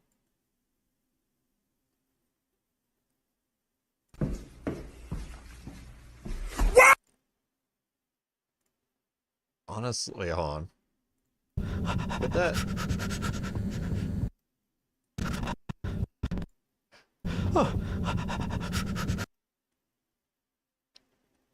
I don't know, maybe? I kind of got an idea. Okay, you know what? We'll slap it under stock. We'll, because it does have a audio file, so I'm going to lock all that. There we go. It's honestly the sound. Yeah. Oh, you know what? This would be a great example of using the cropping feature. So, for instance, let me see. I want to catch it right before. Let me see. Seems like the audio. Okay, I might need to actually... Let's see. I feel like the audio went off. Oh, they make music stuff too? Oh, okay. I want to let this person up after. So I feel like, hold on. Yeah, I want to catch it right before it goes dark because I want a good example of the magic, I keep calling it magic eraser, the magic mask. So I'll grab this and we're gonna go into our good friend, the fusion page, which the more I use it, the less I fear it because of nodes. And we're just gonna search up that good old magic mask. That did not set where I thought it would. Stop. Go. Right there. There we go. I believe that's where you need to be. So what I will do is I will draw. And I know usually like I would think like just to use like an ultra key just because the background is just a solid white. But the only issue with that is that it would also cut the eyes. So I would much rather just kind of go in and be like, hey, I can like, let's see. First before I start cutting other things, I'm going to tell it to track back and forward. So this is what I was talking about before, where it takes essentially the area that you selected, and it's not always perfect because, again, it's doing the best it can to identify what's moving. And as needed, you can go in and essentially like re-add. So like, for instance, like right here, you can see where the mouth kind of starts getting a little cut out. We'll just re-add the mouth. And then let's see. I believe I can just track it forward because this edit point is going there. I don't believe, yeah, the hands go out of view, so that's all right. But yeah, so now it's fairly clean. We just got to clean up some of the edges of it. But yeah, and you can see, because the thing is that if I would have went here and said track forward and back, it would have said, all right, cool. And then took this point and then just said, slap it all back here. And then like, you're having to go backwards and go like, no, wait. Okay. Now you need to grab this, but you can just add that point and say, just track forward. And then it'll just fix it going forward for you. So it's a lot easier to catch the little things as you need to. But yeah, so now we can take and let's say the mattes, the blur. Honestly, it's kind of like, well, the blur feels like a paper cutout, sort of. Let me see. It's almost a little ethereal. It's kind of nice. Well, except for the leg I'm noticing, where it's like the gap. Well, it's actually very small, so it's not too bad. But yeah, and then the slit moment, it's like, yeah, it's whatever. So you know what? I think, okay, maybe we can clean up a little bit more. What if we mess around with, that's a little, I think we, it cuts the hair a little bit. What if, well, oh wow, it kind of makes it lineless, but the problem is it still has the white around it. But oh, there we go. Yeah, that's the kind of paper cutout look.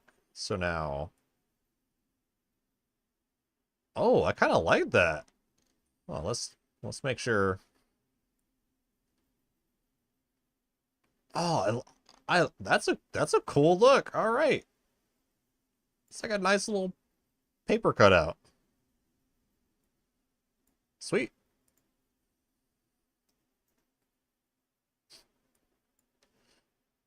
It may not match entirely, but you know what? For this, it works perfect because I just want a funny bit where it's someone walking and like they trip. So it'll be perfect. So now yeah, that's like it's a very impressive stroke. Let's see. So now okay, so the moment go to slip, I feel like okay, so I feel like this is where you're gonna need to be kind of over here. And let's see, we'll do position. And what we'll do is we'll kind of backtrack. So first, I'll nitpick it a little bit. So you want to kind of keep this little cartoon filler here, like right there with the bar, because that's kind of where like the line goes really good. Well, not so much bar, but wood plank. So now, when I backtrack, so let's see, that was, make sure I got it right here. Okay, so that's a little bit of a gap right there. So I'll just keep that gap in mind and just kind of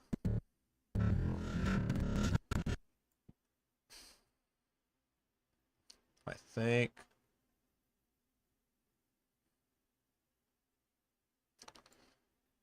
oh no. It seems like you're kind of walking in place. Oh no. You're kind of going off screen. And then I'll do a crop thing so like they kind of fall like off screen. But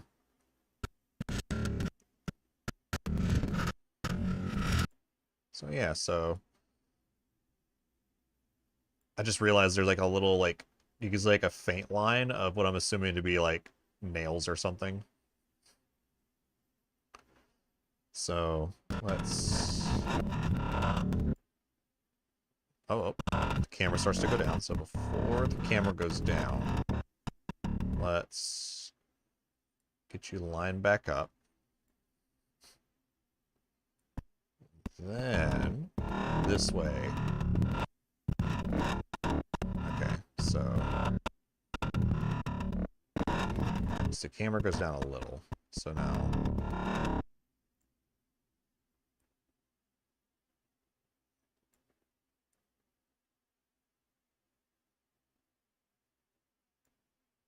I feel like I'm making this walk in place a little too much, so that's probably not helping, but we'll see how it looks first, and then we'll finagle it as needed.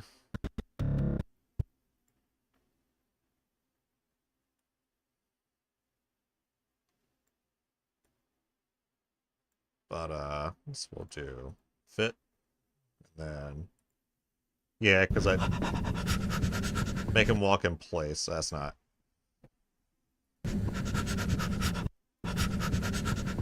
All right, so what I need is go to the next. So it's right there. And then what I will do is I will go back and we'll say 1, 2, down just a hair. All right. 3,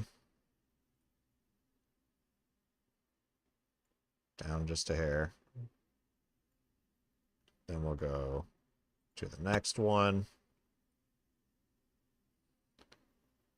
We'll just see how this looks. Then back one more. Completely off screen. Back one more. Completely off screen. So let's I kind of worked backwards with this, I realize. That's not okay. Reset position. We'll fix this. Let's just start from the beginning of it.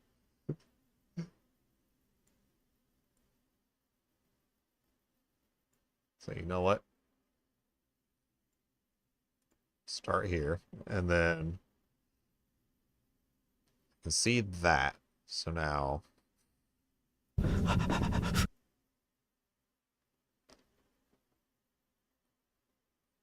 wonder how. Let's see. Okay. What plank goes off screen?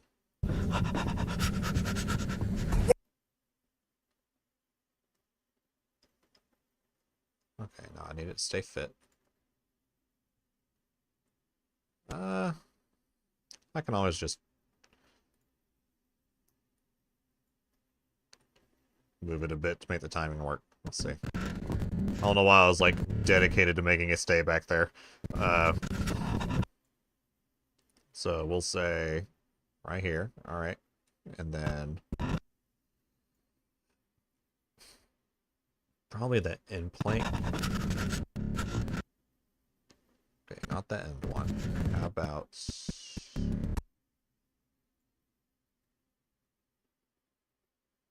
Okay. That's right before the slip happens, so... I think right here. Yeah, that'll work. And then...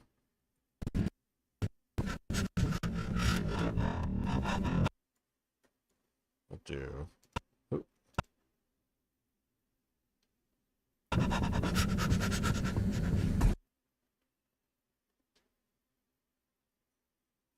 Yeah, okay. Again, I think I'm just overthinking it, but that's fine because we'll do that. Then we'll move over to where... Alright, we'll... catch. Okay, we'll zoom in a bit. A little too much. Right there. There we go. Next frame. Okay, still didn't move yet.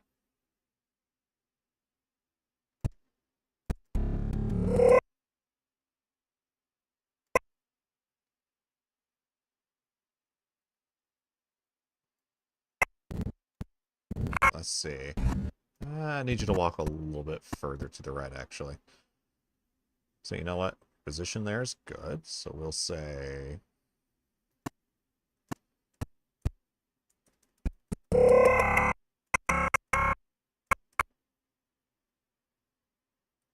over like that. And then... just before... Okay. So now... you were right there. Fix that. And we'll go frame over. There we go.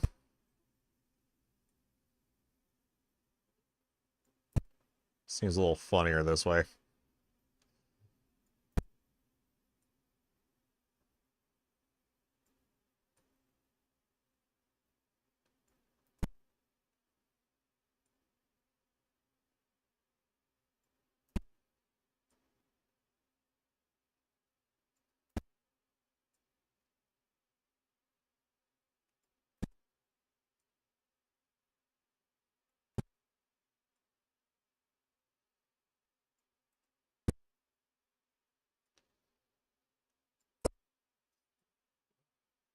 Oh man, it's kind of like watching someone get Thanos, just having to erase them like frame by frame.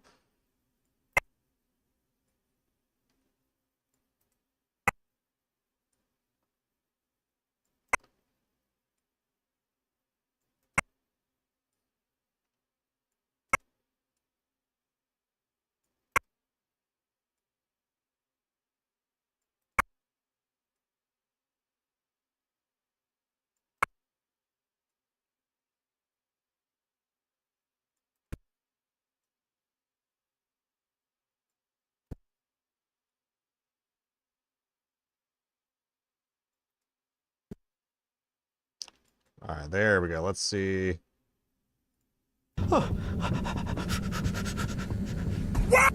Burn smash. I just love that really short scream, just the way it cuts off. All right, let me make sure. Perfect. Burn smash. Calories. Let's see. I think I'll cut right there. There we go. All right. Then, boom. And shoop. And tuck it in. There we go. All right. I don't think there was... I think we're almost there. Yeah, it's like 2 little things I had highlighted. What was this one? Alright, I gotta. Oh, that's right. He has a okay, Coda has this thing specifically for one person. Alright, I gotta put my pickle away. That it's a judge counter that one person is allowed to do during streams.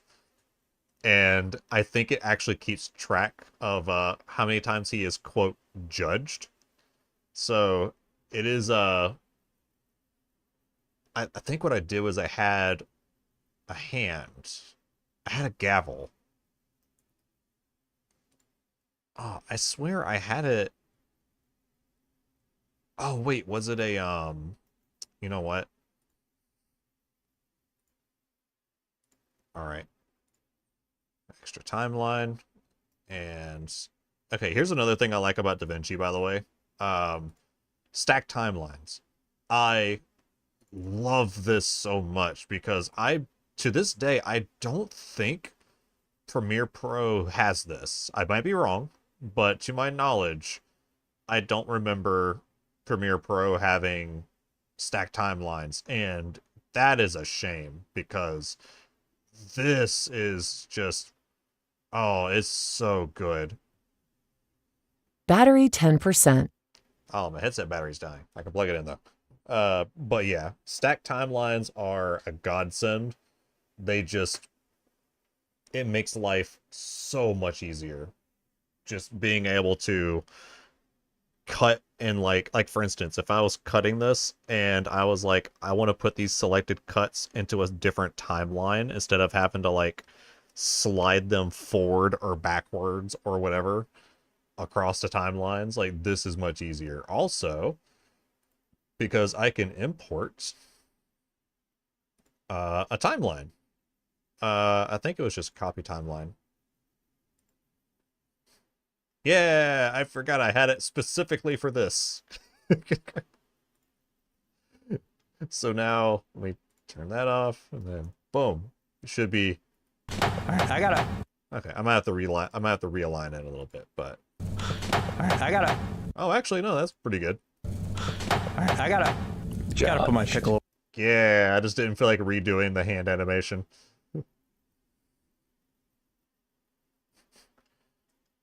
Oh, did Adobe finally put that in there?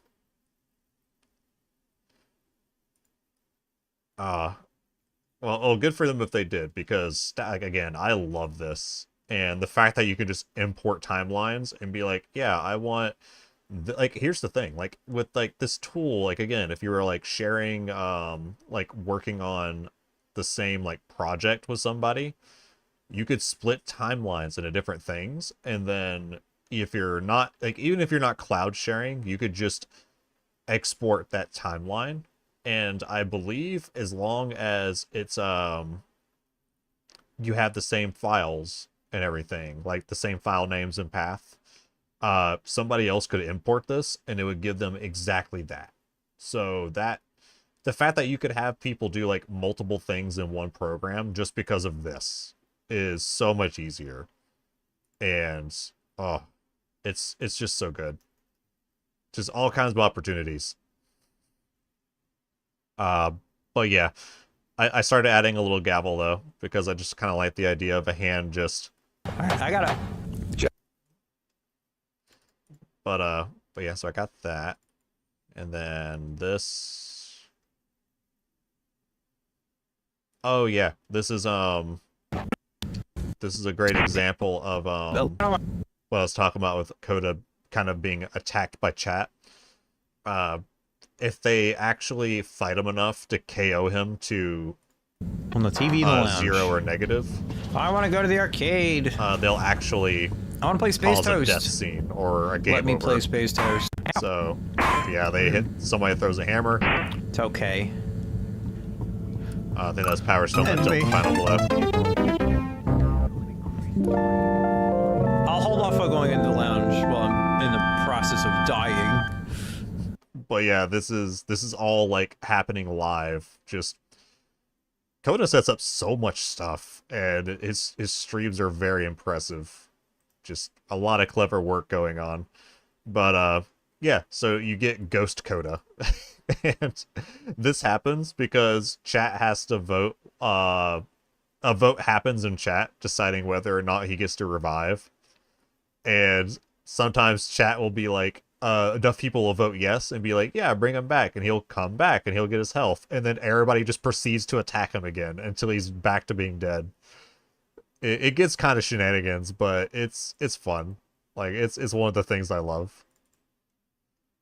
But yeah, so let's trim that down, and then what was this? I had We had the idea to make Yo, sure I we hate weren't how missing out corporate on it is. anything going on outside. We're in a Let's whole see. new galaxy, so we should be listening to see what the local news is. So we hatched a new plan. A state-of-the-art, deep space radio buoy capable of keeping itself afloat and slowly circumnavigating our watery new home while scanning for signals and interesting cosmic gossip. And Cosmic wait for gossip. it. Yes. Oh, that's right. We're delighted to announce I- it's floating to the I forget he has this pop up sometimes, and it's he has so many layout ideas, but there's this little turtle guy from Super Mario RPG that pops up, and I think it happened during his he was playing Space something. No. Starship Renegades. I think that's what it was, or Star Renegades. Yeah. And it popped up because I think what it is when somebody follows him on Twitch, he'll essentially get like a quote like frog coin or some kind of coin, and I think this is like what came up as an effect because it'll eventually making just this possible. I'm excited to see that'll what we happen. pick up.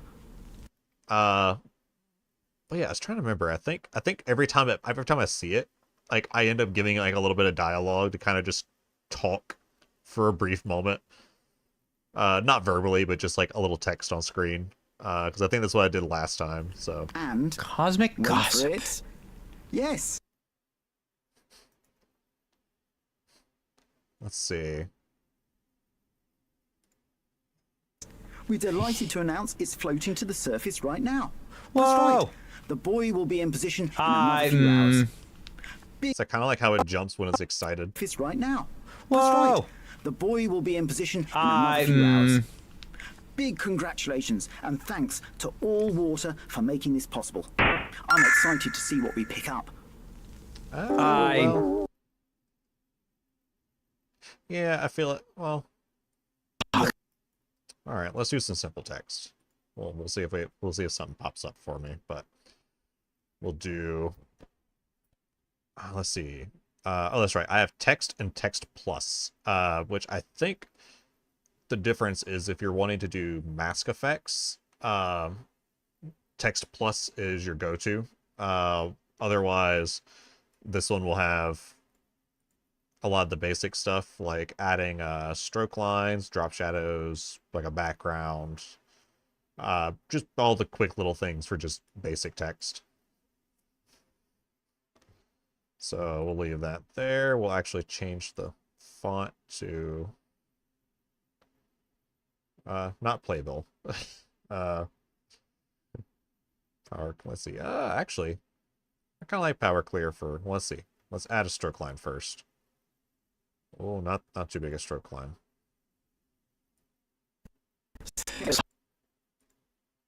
Actually, maybe not Power Clear.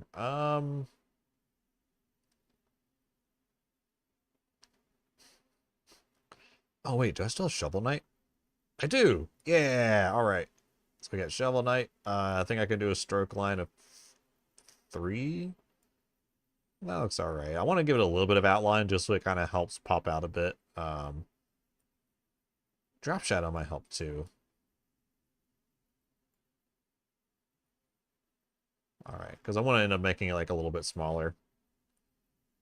Not super small, but I just want it to kind of like essentially be something that kind of talks, like just very briefly.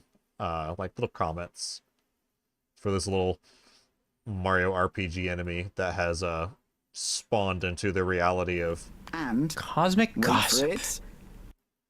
Yes, we're delighted to announce it's floating. let's see. And Cosmic wait for gossip. it.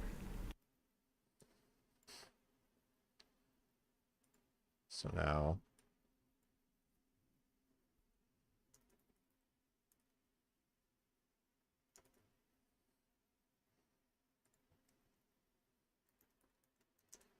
I forget caps don't matter in certain fonts because it's just all the same. So we'll say Control C.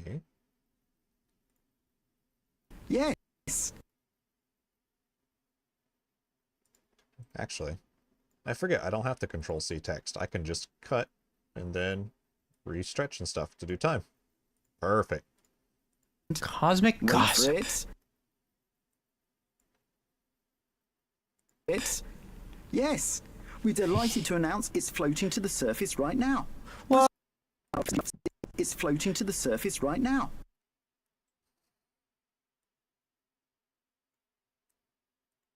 So we'll take this one.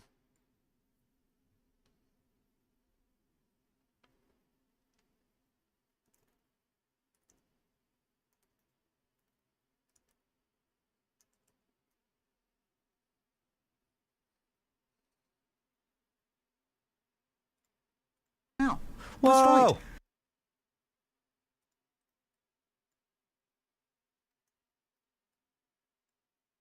right. Now. That's Whoa! right. The boy will be in position in another few hours. Let's see. In another few hours. That's Whoa! right. The boy will be in position in another few hours.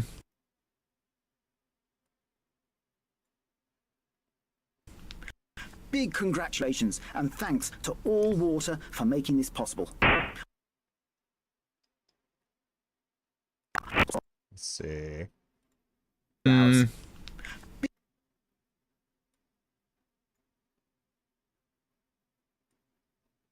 Big congratulations and thanks to All Water for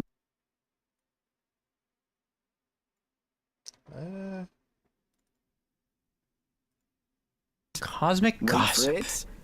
Yes, we're delighted to announce it's floating to the surface right now. Whoa! It's land. Yes, we're delighted to announce it's floating to the surface. First to the surface right now. That's Whoa! right. The boy will be in position in another few hours.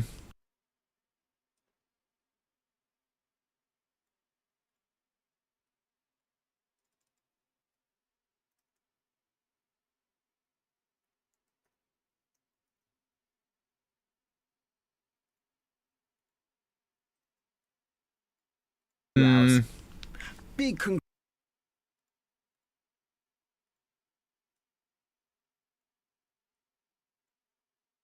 hours. Big congratulations and thanks to All Water for making this possible. For making this possible. This possible.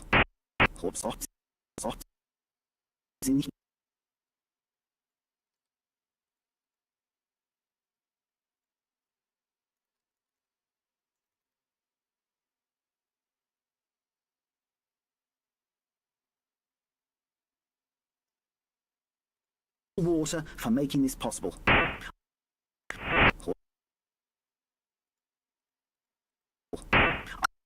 Making this possible. I'm excited to see what we pick up.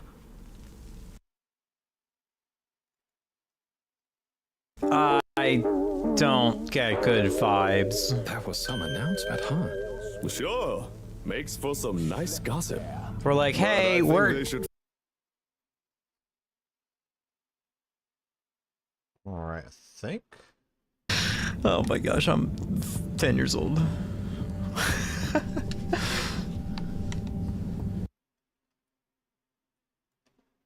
Let's see, I think that was, yeah, that was everything for the first episode. And now, I don't know, usually I have like an outro that we have set up for the videos, but I don't know, this one feels a little better, just kind of letting it 10 years old. end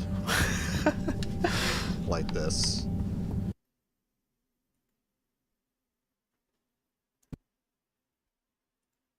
So let's see.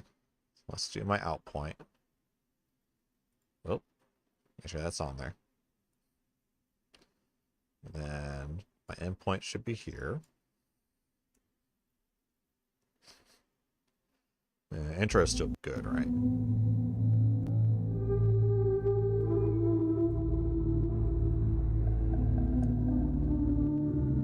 This game also highly recommends controller. So we are controlling. Nice, and then I'll double check. Make sure our good is there. I don't make the rules, Harold, but the rules make me. I'm sorry. Alright, that's there. And what else did we have? We had something here. Oh, that's right, Bill Nye the Science Guy. Bill. Without the music, because just making sure no copyright happens for that. Local Waters probe will get that up to 90% next time.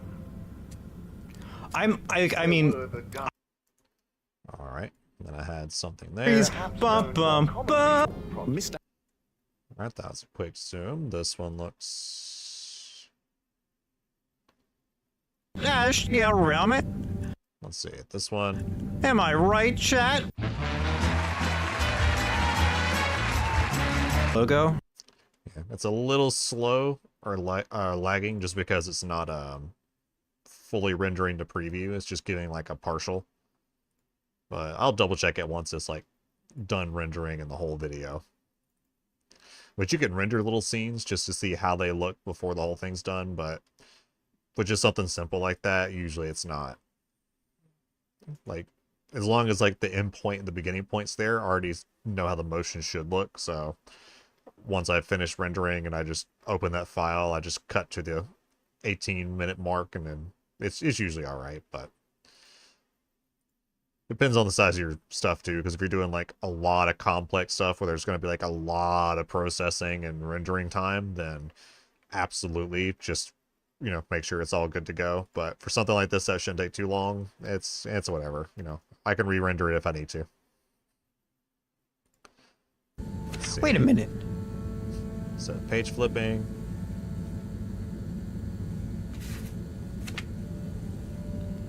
Yep. Hidden Bobby Hill. Nice. Sound was here. Yum. Yep, I caught the sound that was happening on stream. Okay, here. Random JoJo popped up. This is such a... Over here. Are you... Person trips. That's still like that. Gavel bangs. Yep. And then add some little text And for... Cosmic Wait for gossip. it. Yes, Perfect. Let me make sure I don't have any we're excess. delighted to announce it's floating to the surface right now. Whoa. That's right. The buoy will be in position in another few hours. Big congratulations and thanks to All Water for making this possible. I'm excited to see what we pick up.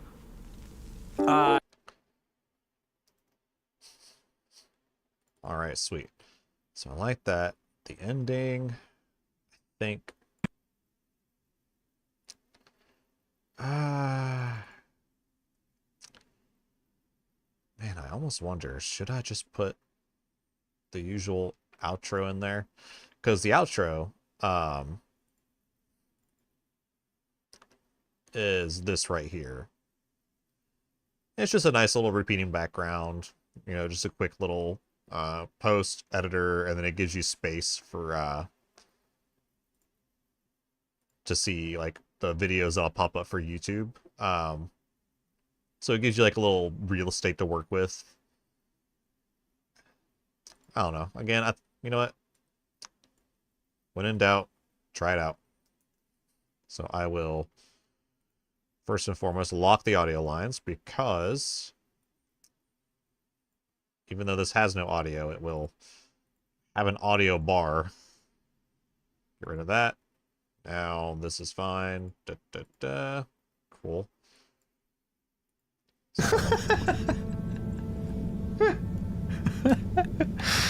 Oh my gosh, I'm 10 years old. Let's see. You know what? I think that'll work, because the audio going in the background, it kind of gives it like a nice background hum. So yeah, all right, that'll work. Sweet. So now, save once more with feeling. We can go to the delivery tab. And this is where we could say we're almost there. And I think like every editing software ever has added like a TikTok. So if you do 1080p or whatever for like vertical, it'll automatically cut it there for you.